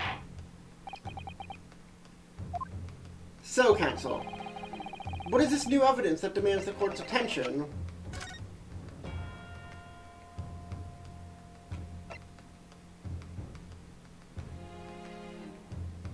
This!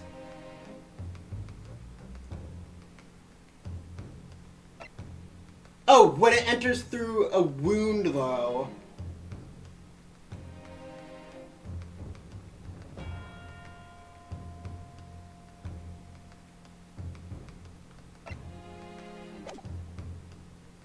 Yes! Miss Jezio Brett, we understand you were studying under Dr. Wilson, doing research.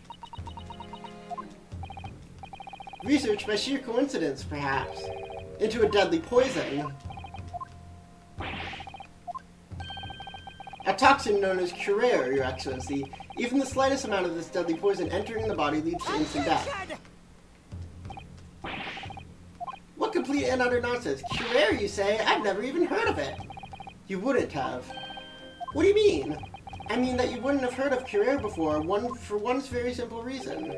It doesn't exist in our country.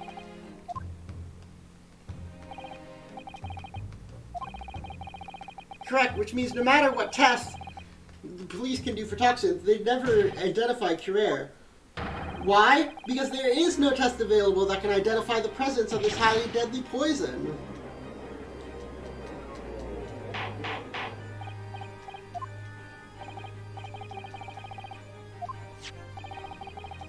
According to this report authorized by the visiting research student from Japan, Curer has long been used by the tribespeople of South America as a poison to lace their arrows.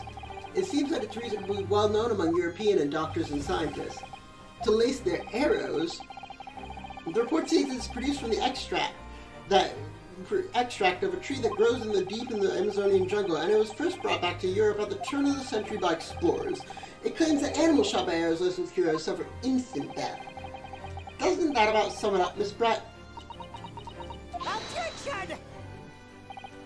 Trumpery! These aspirations are trumpery. To start with, if the victim had been administered some of the so-called deadly poison, he would have been squirming and writhing in pain, and the other diners would have noticed. That's true. What do you say to that, Inspector? Obviously, I would have noticed a disturbance like that. I don't remember anything like that either. I didn't notice the professor being in any kind of pain. According to this, however, it's the other way around. The very fact that the victim didn't show any visible signs of distress is evidence that Curer was used. The moment this toxin enters the person's system, it causes instant paralysis. In other words, I love how he's just looking at his notes while Kazuma's explaining all of it. Afflicted victims lose all strength and are completely unable to move. Even if they were in total agony, there would be no visible signs of pain at all. Obviously, if a man lost all his strength in his muscle, he'd collapse on the floor, but with a chair under him for support, as Dr. Wilson did, the effects could go largely unnoticed. But I don't follow, Kazuma. That's just paralysis. I thought the poison caused instant death. The full explanation is extremely unpleasant. The poison caused an immediately paralysis, leaving the victim unable to move. But after the short time, the paralysis is so severe it causes the muscles that control respiration to fail. In other words, the actual cause of death is suffocation. And all the while, the victim is conscious and aware, just unable to move. So it's anesthesia, except you don't get the breathing tube in you. To the observer, it would almost look like the victim was slipping peacefully into an endless sleep. But for the victim itself, its finest moments would be a living hell. That is the true nature of this deadly Curer poison.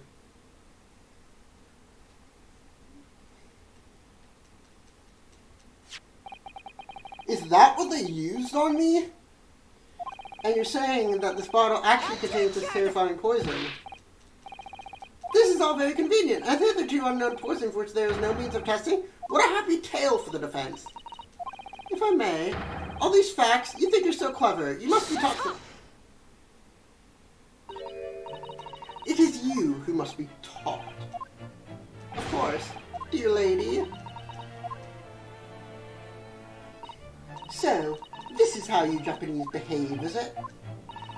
You steal another's hard work and then announce the results as if you discovered them. I'm appalled. What a loathsome act. Well, Miss Brett, the feeling is mutual. Whatever do you mean?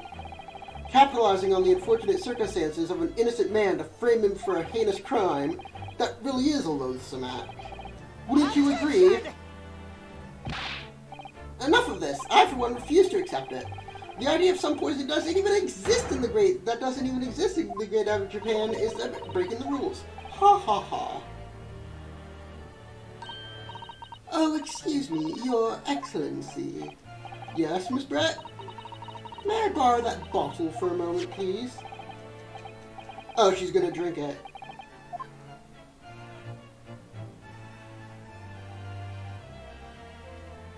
It was in the glass!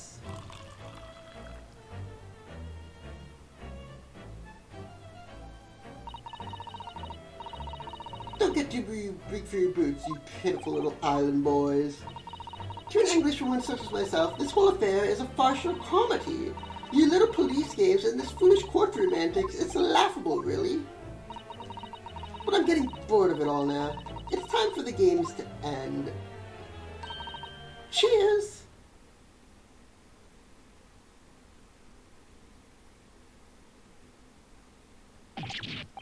Wait, what are you doing?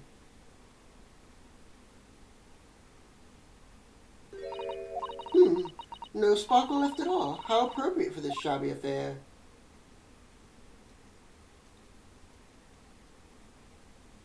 It's only when it goes through the wounds.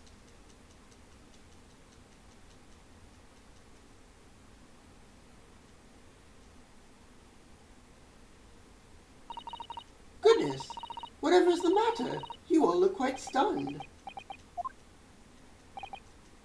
So, no curare. The bottle was clean. Is that what you're saying? Ha ha ha. You look quite incredulous, little boy. But of course. That's the simple truth.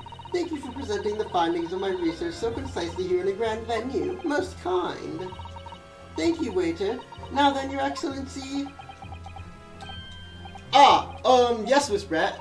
I should like to be excused now, please. I think I've given more than enough of my time for the furtherance of friendship between our countries. Ah, yes, dear lady. We are most gratified with the assistance you have given. This doesn't make sense. There had to have been poison in the bottle. It was in the glass!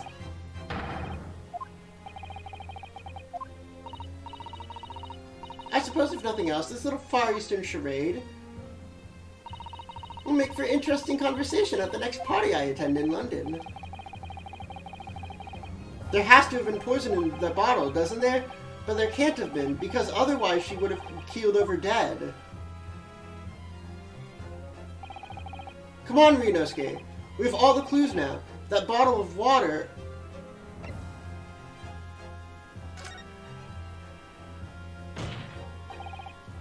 As I thought, there is no poison in that bottle. What?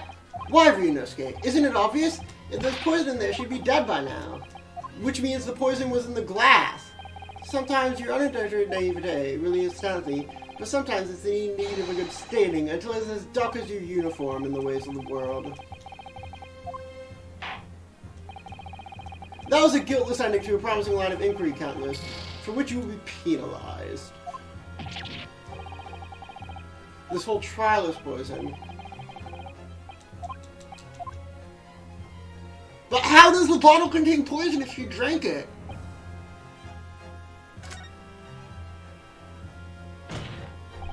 The culprit did put curare poison into Dr. Wilson's carbonated water.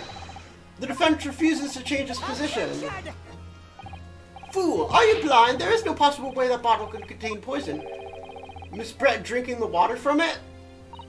That's right, which rather complicates your argument, I would think.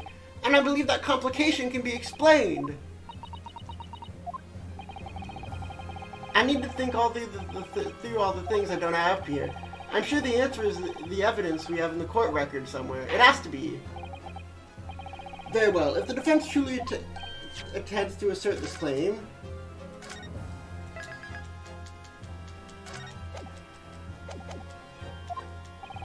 then I must ask you to support the assertion with evidence. What explains how the witness was able to consume the supposedly poisoned water unscathed?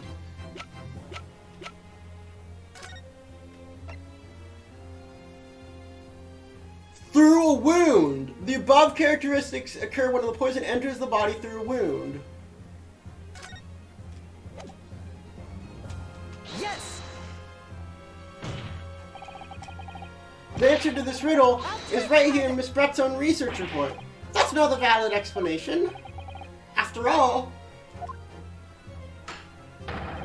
we don't speak English. That report is utter gibberish. This impudent young scoundrel is trying to ridicule this court. I'm not trying to ridicule anyone. Honest, I'm just using Suzato-san's notes. I concur. This report is too extensive to be considered in its entirety by the court. You direct us to the pertinent section, counsel. Which section of the report reveals the... But name the section!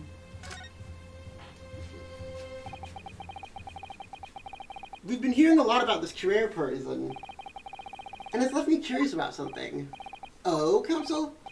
Well, it sounds as though indigenous hunters have been using this poison for years and years to lace the heads of arrows that they shoot at whatever prey they're hunting.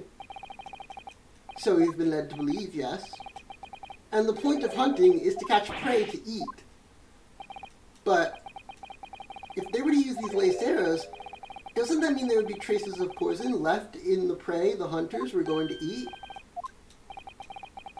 So surely the hunters wouldn't want to eat their prey, would they? Because then they'd be eating poison.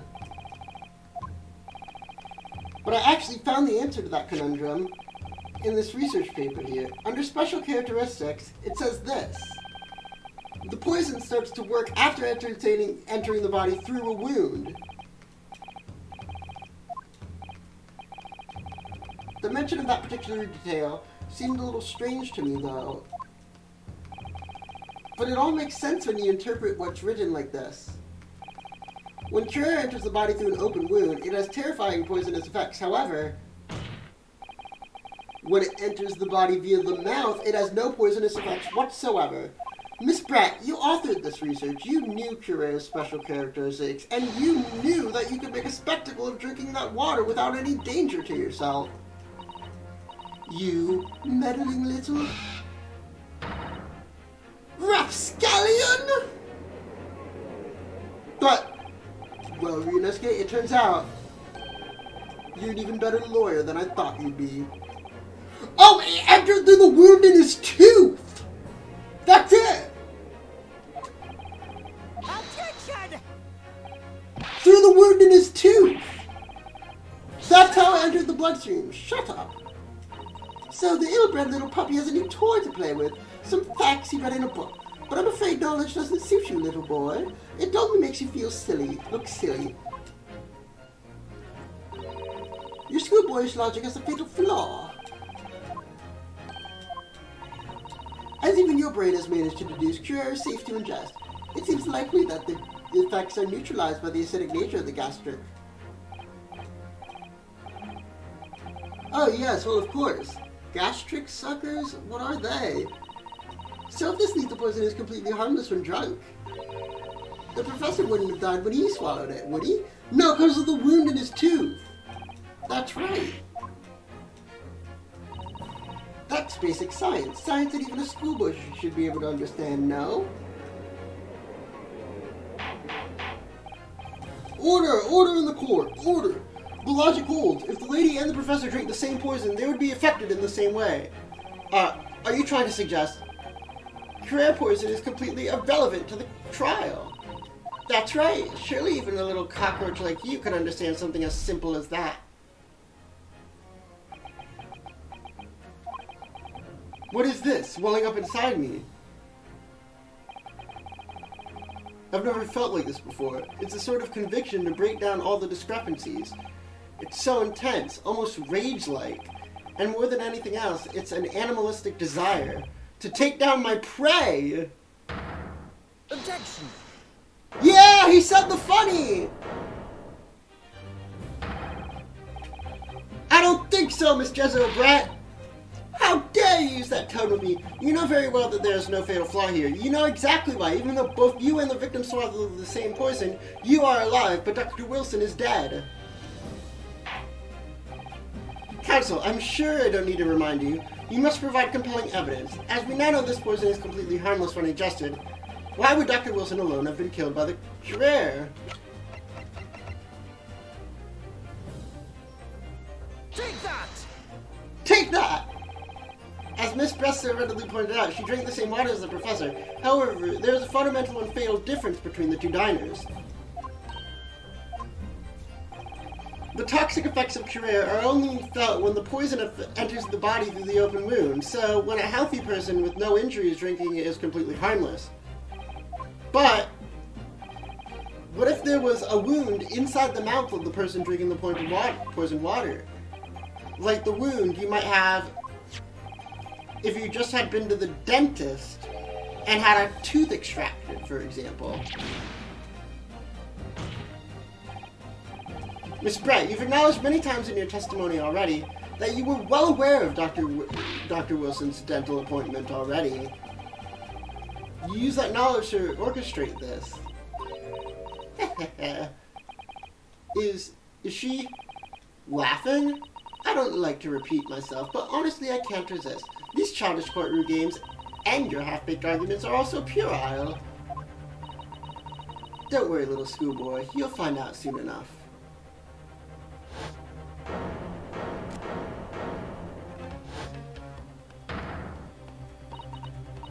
You see, when you leave vital evidence lying around, you never know what might happen to it. I mean, it could just slip.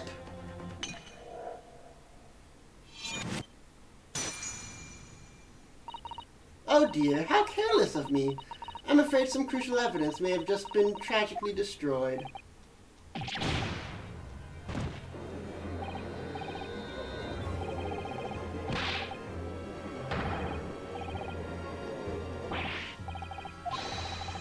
Officer, collect up. You're wasting your time. This delightful carpet under my feet was a gift from the British Empire. I assure you it will soak up the water beautifully. You have neither the technology nor the presence of mind to recover it. And somehow this proves me wrong? You can't thump the bench and shout as much as you like, little boy, but I'm afraid we'll never know now, will we? If there really was poison in the bottle or not. And let us not forget, we still have some very compelling evidence left intact.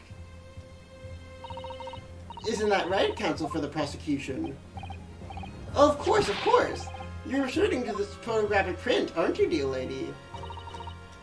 That's right, and really looking at this photograph, it's as clear as day, isn't it?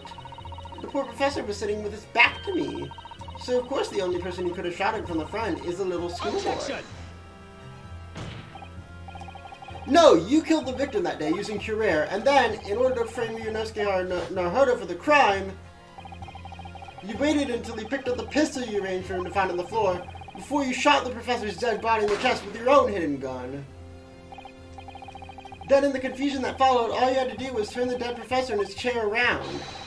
You had every opportunity to commit this crime. What a wonderful imagination you have, young man. A hidden gun, you say? And I shot the professor's dead body, did I? Well, I'm terribly sorry, but you don't have a shred of evidence. Exactly, and if you have nothing to support worldwide claims, the prosecution's stance remains unchanged. The victim was killed by a gunshot to the chest. Delivered in cold blood by the...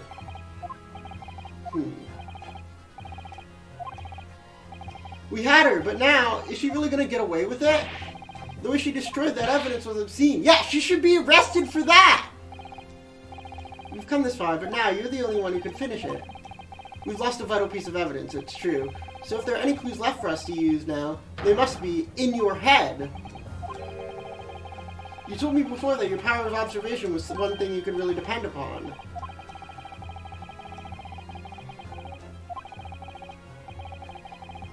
Try to remember every last detail about the scene that day. Everything you saw, everything you felt, every color, every smell. What I saw, what I felt. Every color.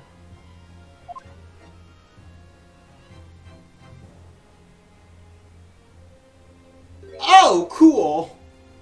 Thanks for not telling me. Is Kazuma right? Somewhere in the vibrant memory of the same scene in my head. Could there be another clue to expose the identity of Dr. Wilson's killer? Actually, Kazuma, I think I might have something. Thinking back over everything I saw, I think I might have uncovered another clue. Ha ha ha, you always have something up your sleeve, don't you, Ryunosuke?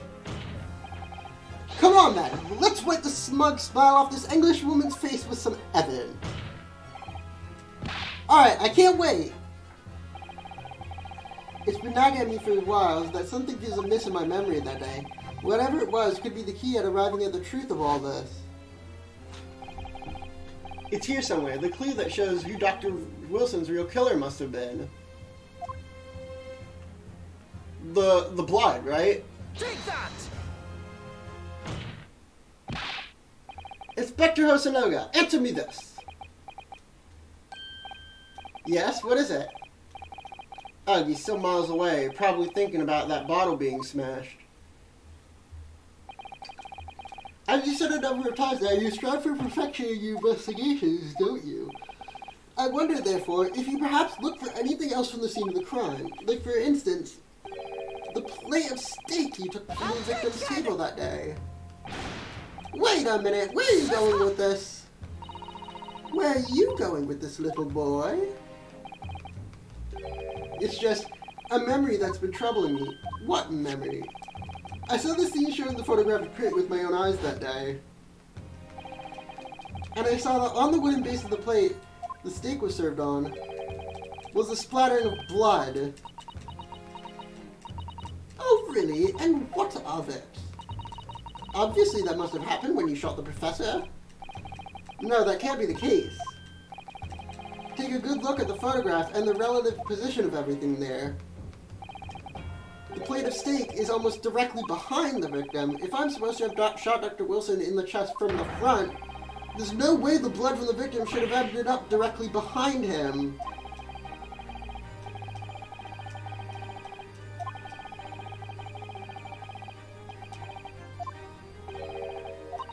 As you were, Jezebel, I beg your pardon? This is beyond ridiculous. Fabricated nonsense. Is the court seriously expected to believe the accused has just remembered seeing?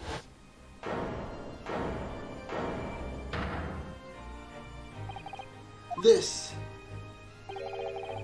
could be the moment my entire career in the police force has been leading to. I took the plate in the interest of preserving evidence for the crime scene. I took it, meat and all, and I don't care if they call me a crime scene thief because of it. You did what? I took the steak that you had been eating, Miss Brett. I took the steak that the sergeant had been eating. And I did it all in the name of justice. If we can find out for sure whether or not there's a bloodstain on Miss Brett's plate, we must examine it now.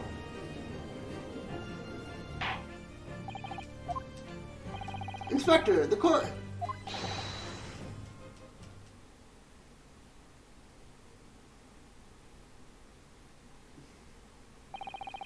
Sorry for the delay. Here's what you ordered. The steak. Well, what about the blood? Is there blood on it? Of course there isn't. Quickly, Inspector. The blood, man. Show the court. Of course. Examine the plate at your leisure.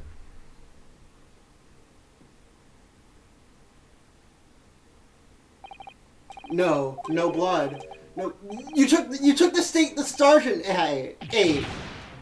You took the steak the sergeant ate. The sergeant ate. That's the. It was right there on the table behind the professor. There was blood on the side of the plate. What an unbecoming expression, little boy.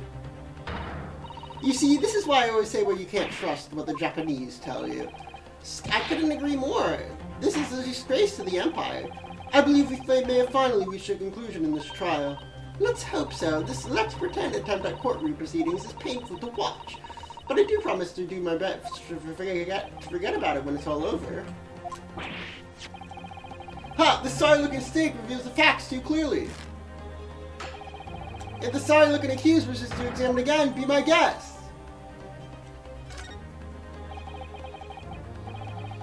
Was the plate I saw, or other I saw, or thought I saw, just a figment of my imagination? This is it now, I lost. Ryunosuke. It's not over yet. Not until the final gavel. Never stop believing in yourself. Keep looking forward, no matter what. Believe in myself? Really?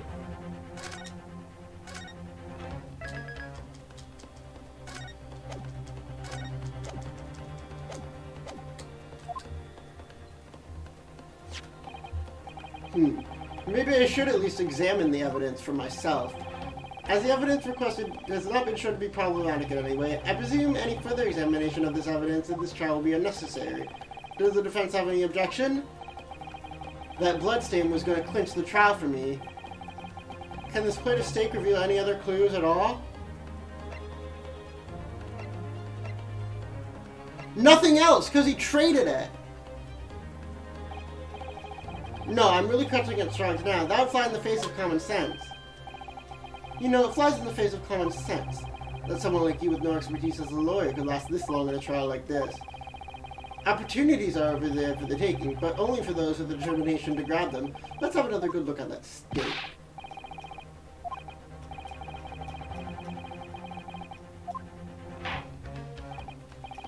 Well, a deafening silence from the defense.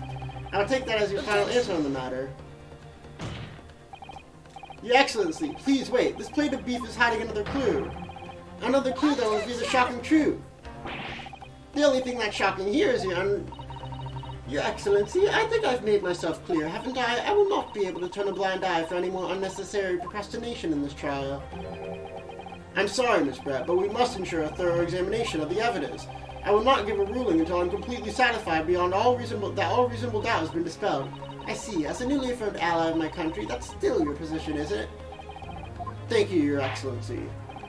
Counsel for the defense, you will now clearly show the court what you are alluding. Where precisely on this plate of beefsteak is the clue to be found?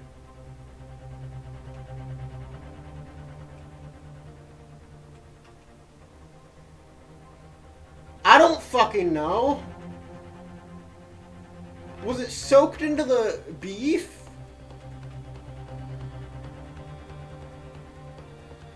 Got it! No, Counselor, I'm afraid that won't do. That was ambiguous at best. When you're asked to identify a detail like this... Fuck!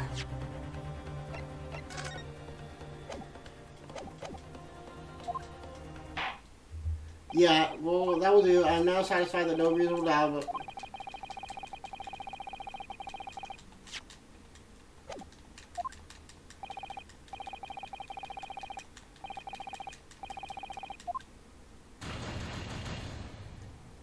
I do wish there was a game in this where you played, as in the Ace Attorney series, where you played as a prosecutor, but like in the same setting. Like, I know investigations exist, but I wish there was a mainline Ace Attorney glitch.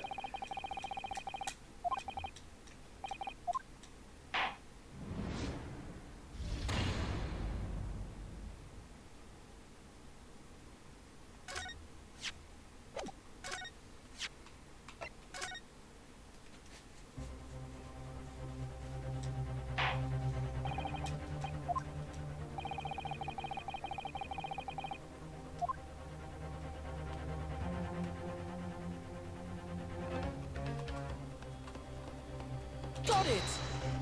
Got it! No, Counselor, I'm afraid that won't do.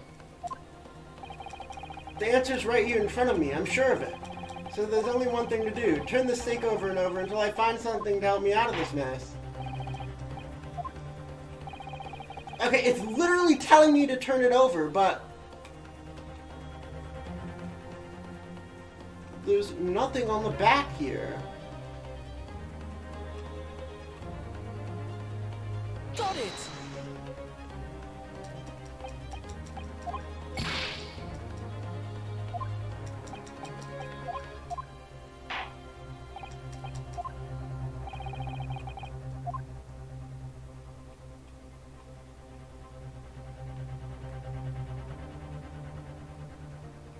I have no fucking clue.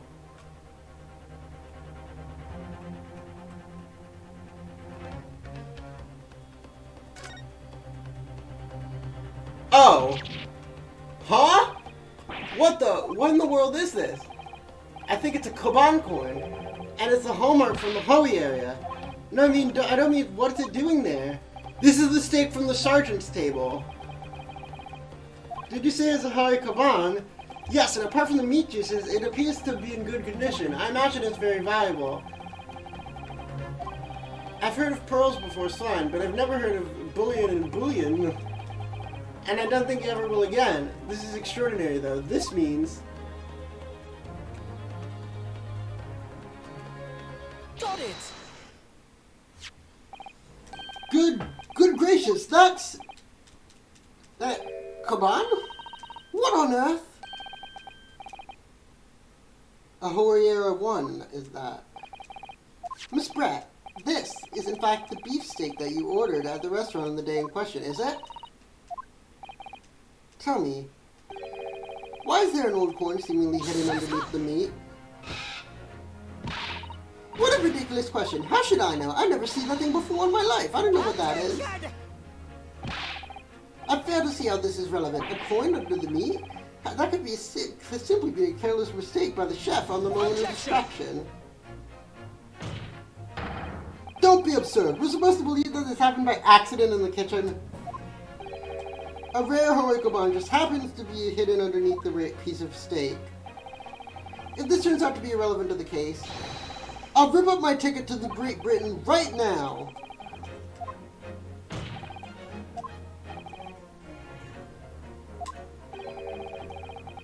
A rare Horikoban just happens to be, if this turns out to be irrelevant to the case, I'll give up my lawyer job right now. By all means, don't let us stop you. No one invited you anyway. Perhaps, little boy, you should realize that it is you who are irrelevant. The point is, it is essential that we ask the owner of this coin if he can explain what we do. What it's doing there. There's only one person it can belong to. The owner of the Koban that was found underneath the beefsteak is the old man.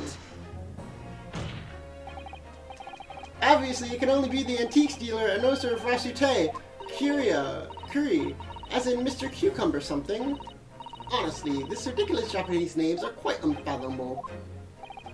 The old man who testified earlier alongside the military sergeant, correct? Yes, Your Excellency.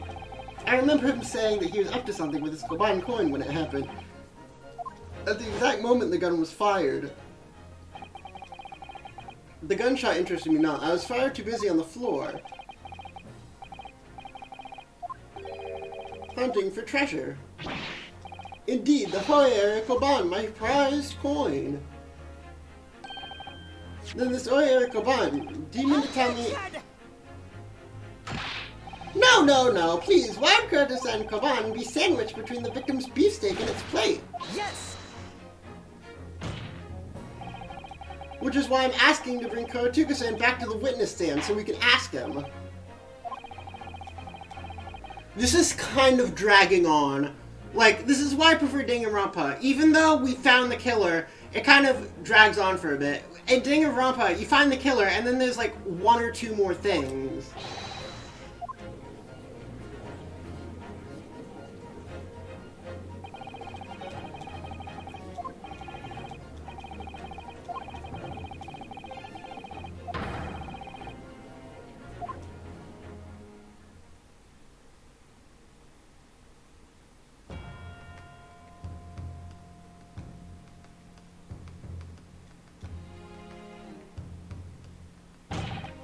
What's this all about? Why have I been called up again? Didn't you realize it's dinner time for little baby Ida? When my son's belly is empty, he's fiercer than a pack of wolves. Exploited by the police, we were, like miserable dogs, forced to bear false witness. And then when cast from this courtroom myself, I became a ruined man in trice, a worthless, withered antique. Nothing more have I to say. The sun is set on this Rostier shop's owner's existence. Be that as it may, something has come to light that requires your clarification. As far as your Rasute memory reserves, have you ever seen that coin before? That's... Did you just stab the baby? That's the one. That's the very one. The holy treasure, my rusty coin. As I thought.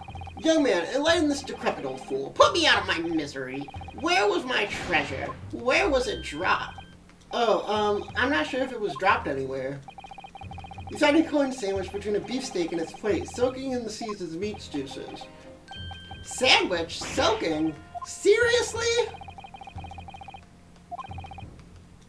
Which means somebody must have hidden it on there on purpose. Somebody concealed my Hoey treasure between a slab of meat and a metal plate? Who would do such a thing?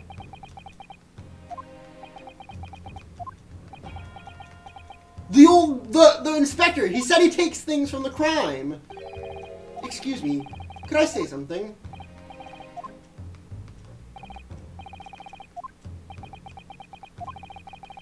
I mentioned this earlier on in the trial, but I was working undercover in the restaurant in order to investigate another case. La Carnival is a high-class Western cuisine restaurant. It attracts wealthy diners, including many foreigners. Recently, there's been a run of similarly executed theft that's been touching the restaurant's clientele. A number of such... Why is bro sweating? We wanted to nip the case in the bud quickly, especially with so many foreigners being affected. So that's why you sent in undercover. Yes, I think the general will leave at the restaurant in order to flesh out the criminal. It seems likely that this Kaban incident is the work of the same thief. So unbeknownst to us, there's a master thief. The place was already the scene of several crimes, it seems.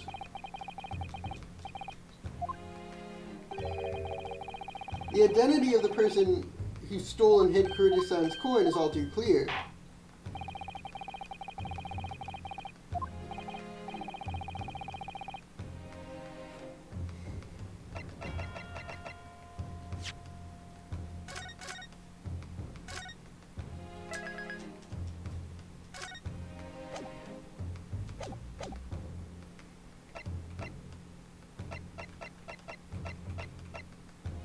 Take that!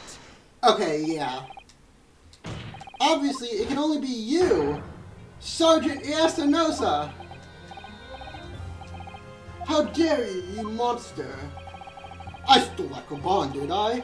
I'm the master thief of La Carnival, am I? You seriously accusing me of these crimes, cadet?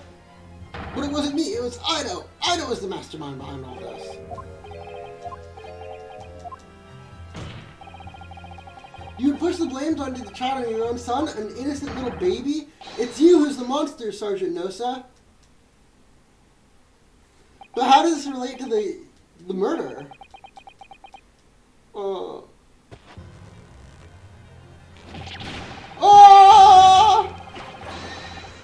Clippity clop, clippity clop. What?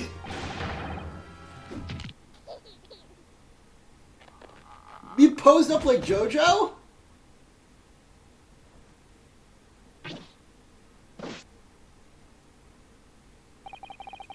Nippon Imperial Army, Sergeant Ayasanosa, now preparing to stand down on the Supreme Court, sir.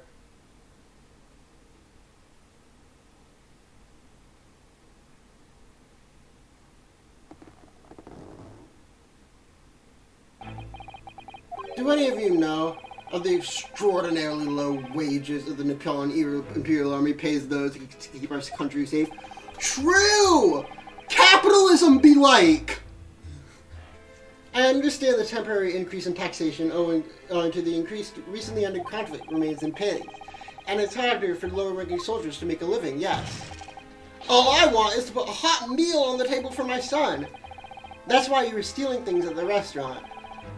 It's teeming with money. Every day I'd go there and do reconnaissance for a target, and I enjoy chomping my way through a good steak at the same time.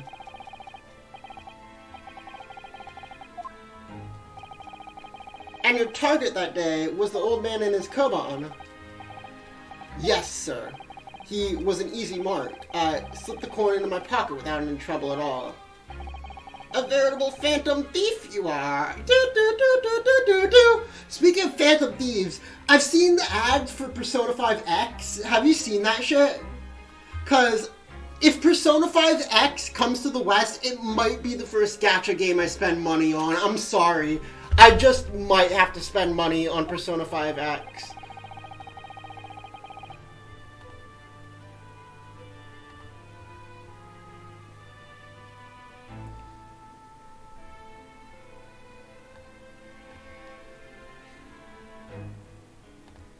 Hold on, I need to check this.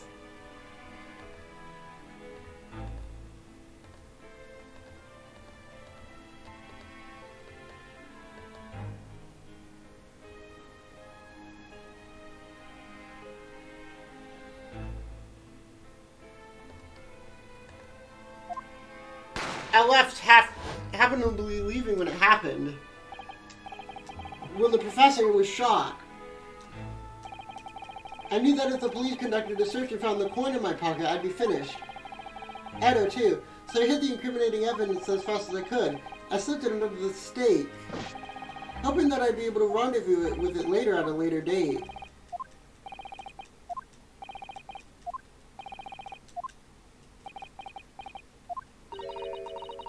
This is ridiculous. Perhaps you could carry on with absurd prattling in your own time? Well, Miss Brett? Oh, of course, dear lady, of course. How rude of us. I'm quite sure that there's no need to detain you any longer at all. May the esteemed gentleman please be excused, Your Excellency? Indeed. The theft of the Kaban was clearly perpetrated by this baby-saddled sergeant. It certainly appeared to be unrelated to Dr. Wilson's murder. Of course it is. Hiding a coin underneath a lump of meat? The sheer nonsense of such an idea astounds me. Nonsense, is it? Well, oof. As for picking up your steak and biting into it without using a knife and fork, it's beyond nonsense. It's pure madness. Very well. Now that all questions concerning this witness's testimony have been answered, I see no further justification for detaining her. Miss Brett, you are free to leave. Thank you, Your Excellency. Good luck, everyone. And good day. Ryunosuke, what's the matter with you? This is no time for daydreaming. It's just that something about Miss Brett's parting words there got me thinking.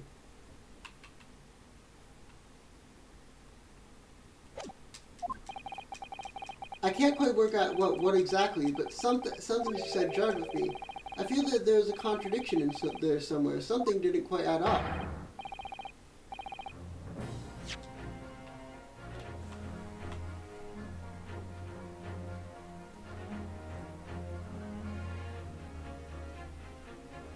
There's a knife and fork at the table.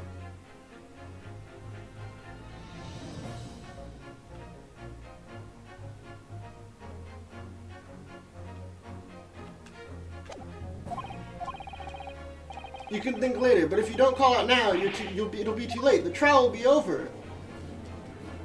Hold it! Wait, Miss Pratt. What is it now? I'm afraid, just one last time, there's something I'd like to ask you. I'd like you to explain the contradiction in your parting words from just a few moments ago. What contradiction? What new student nonsense is this? Well, what parting words are you talking about, Ryunosuke?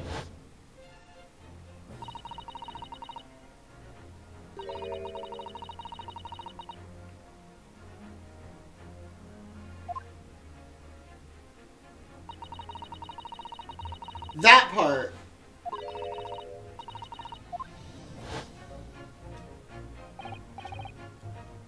Yes, I'm right. What you said there exposed an undeniable contradiction. I'm going to need to see evidence, counsel. If Miss Brett's really... Where is the evidence to prove it?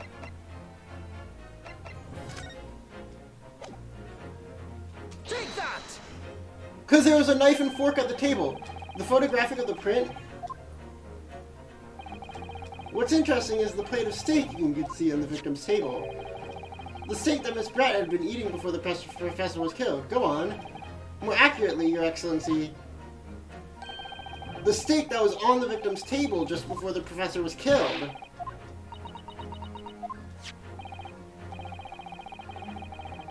Doesn't something about the steak strike you as very unnatural? It's extremely obvious. I'm talking about the shape of the edge where it's been eaten. You swapped out the steak! I see you've noticed it too, Miss Brett. Just a few moments ago, Miss Brett claimed no Englishman would even contemplate picking up a steak and biting into it with using a knife and fork. And then take a good look at the steak, in particular the edge where it's been eaten. As you can see, there are clearly defined barbaric teeth marks here. Ah! It looks like Miss Brett has realized something.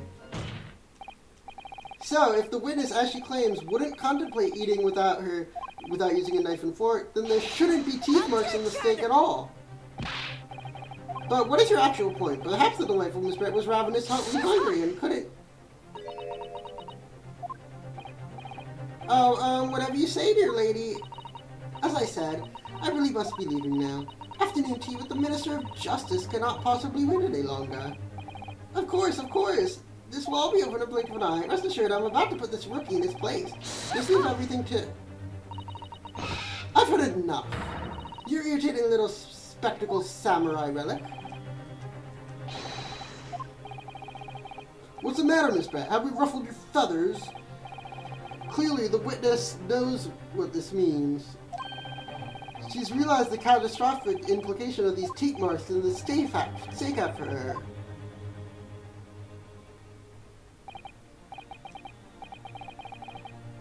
They swap places.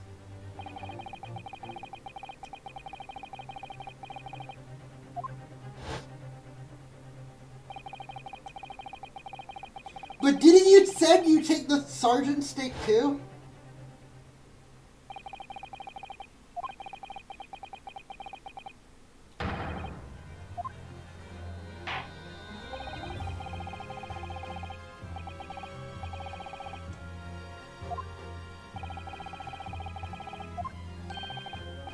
Everything, Your Excellency. I believe that these barbaric teeth marks in the steak here amount to conclusive evidence in this case. Evidence that will prove beyond any doubt you shot Mr. Wilson. Conclusive evidence? How many times have I heard that today? You wouldn't know the meaning of the phrase, typical Japanese empty threats. Oh, it's quite simple. If you really had such conclusive evidence, you would have presented it to the court long ago. Actually, the evidence I'm talking about hasn't been brought before the court yet. But just because it hasn't been shown yet, doesn't mean that the evidence does not exist. True! Objection! I don't, but there is someone who does have it. Someone in this very courtroom. And if that person is willing to submit that piece of evidence I'm referring to, it will solve every remaining mystery about this case.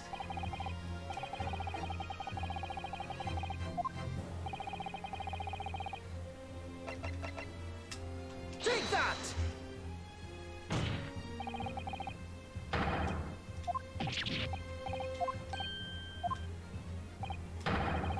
You think I've been withholding conclusive evidence? That's ridiculous. Ahem, ahem, ahem, ahem. No. I'm not saying that. Everyone's attention has been focused on this steak with the teeth marks. Now, earlier this afternoon, Sergeant Nosa told us the court the following: I'd enjoy chomping my way through a good steak, as well as admitting to stealing Karadakuda-san's coin, which he slipped under the steak. You watch it, cadet. I'm a superior officer.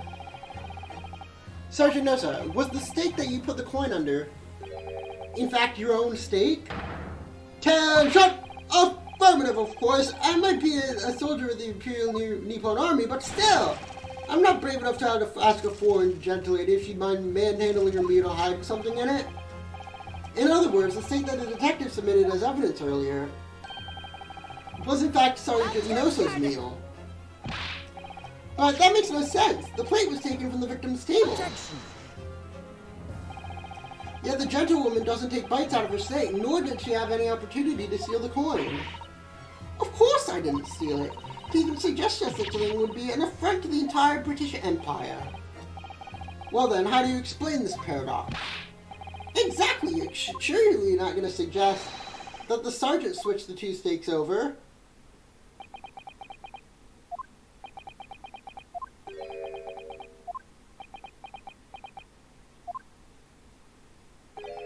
You did switch the plates. Well, after it happened,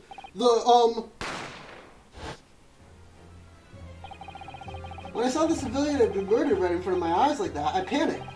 As I said, I immediately lifted my steak and hid the coin underneath it, but then when the waiter announced that he was an undercover policeman, I thought I'd had it. If he decided to investigate my slab of meat, that'd be it. I'd be getting my marching orders. So when the cadet was arrested and taken off the kitchen, I seized my chance.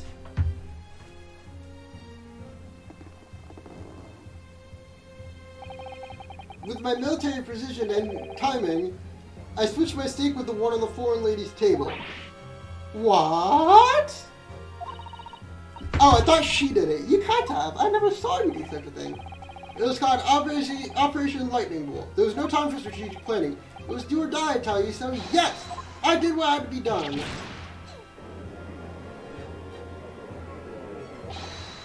However, fear not, prosecutor son. I saw on the brass buttons of my uniform, that is all I did, sir. Yes!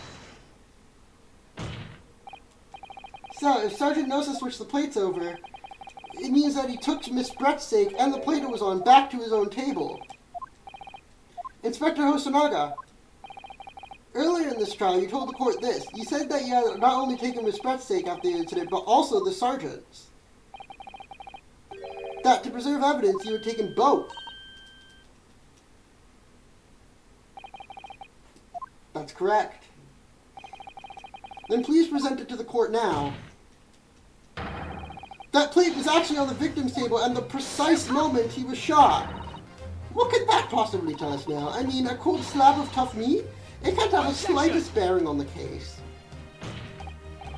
No, you're not wriggling out of it this time, lady. I beg your pardon. Surely not that forgetful. You remember the reason why the state banned promises proved such a problem for you. You're the ones who decided it was a problem, not me. The reason the defense asked to see the plate was to confirm something the defendant remembers seeing. Thinks he remembers. I'm quite sure of what I saw, Miss Brett. On the side of the plate that was on the table directly behind Mr. Wilson, there's a clear spattering of blood from the gunshot to the victim's chest. I believe the defendant's memory serves him well. And now we have the evidence to prove it. The plate you were eating from, Miss Brett. Let us not prolong this any further. Inspector, you will show the evidence to the court. Present the beefsteak and the...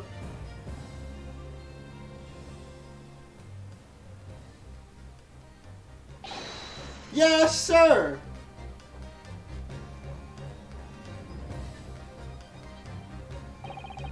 Sorry for keeping you. So everyone in this fucking trial except the old man is a criminal.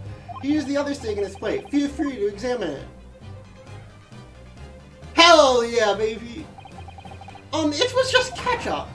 The bloodstain is clearly visible, look! Now this makes everything clear.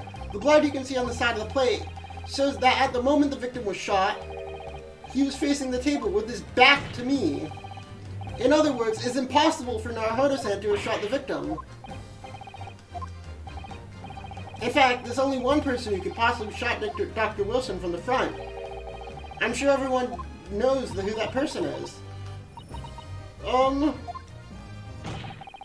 That's right. Miss Jezreel Brett.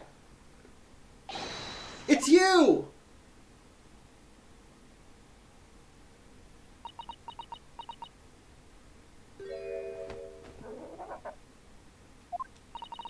Outdone by a Japanese, me by a Japanese schoolboy. No, no, no! What? Ah! These fucking breakdowns just get more ridiculous as the series goes on. What?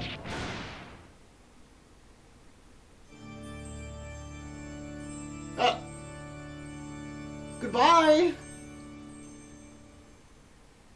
Oh, we have friends now.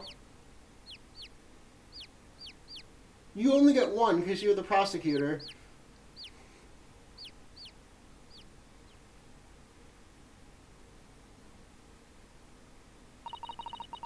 Please excuse my little outburst. I briefly lost my composure. And that is where we're going to end the stream for today. Next time, we will continue this game, but I've streamed well past what I meant to, so I'm going to end it there. Thank you for watching, and I'll see you later. Bye!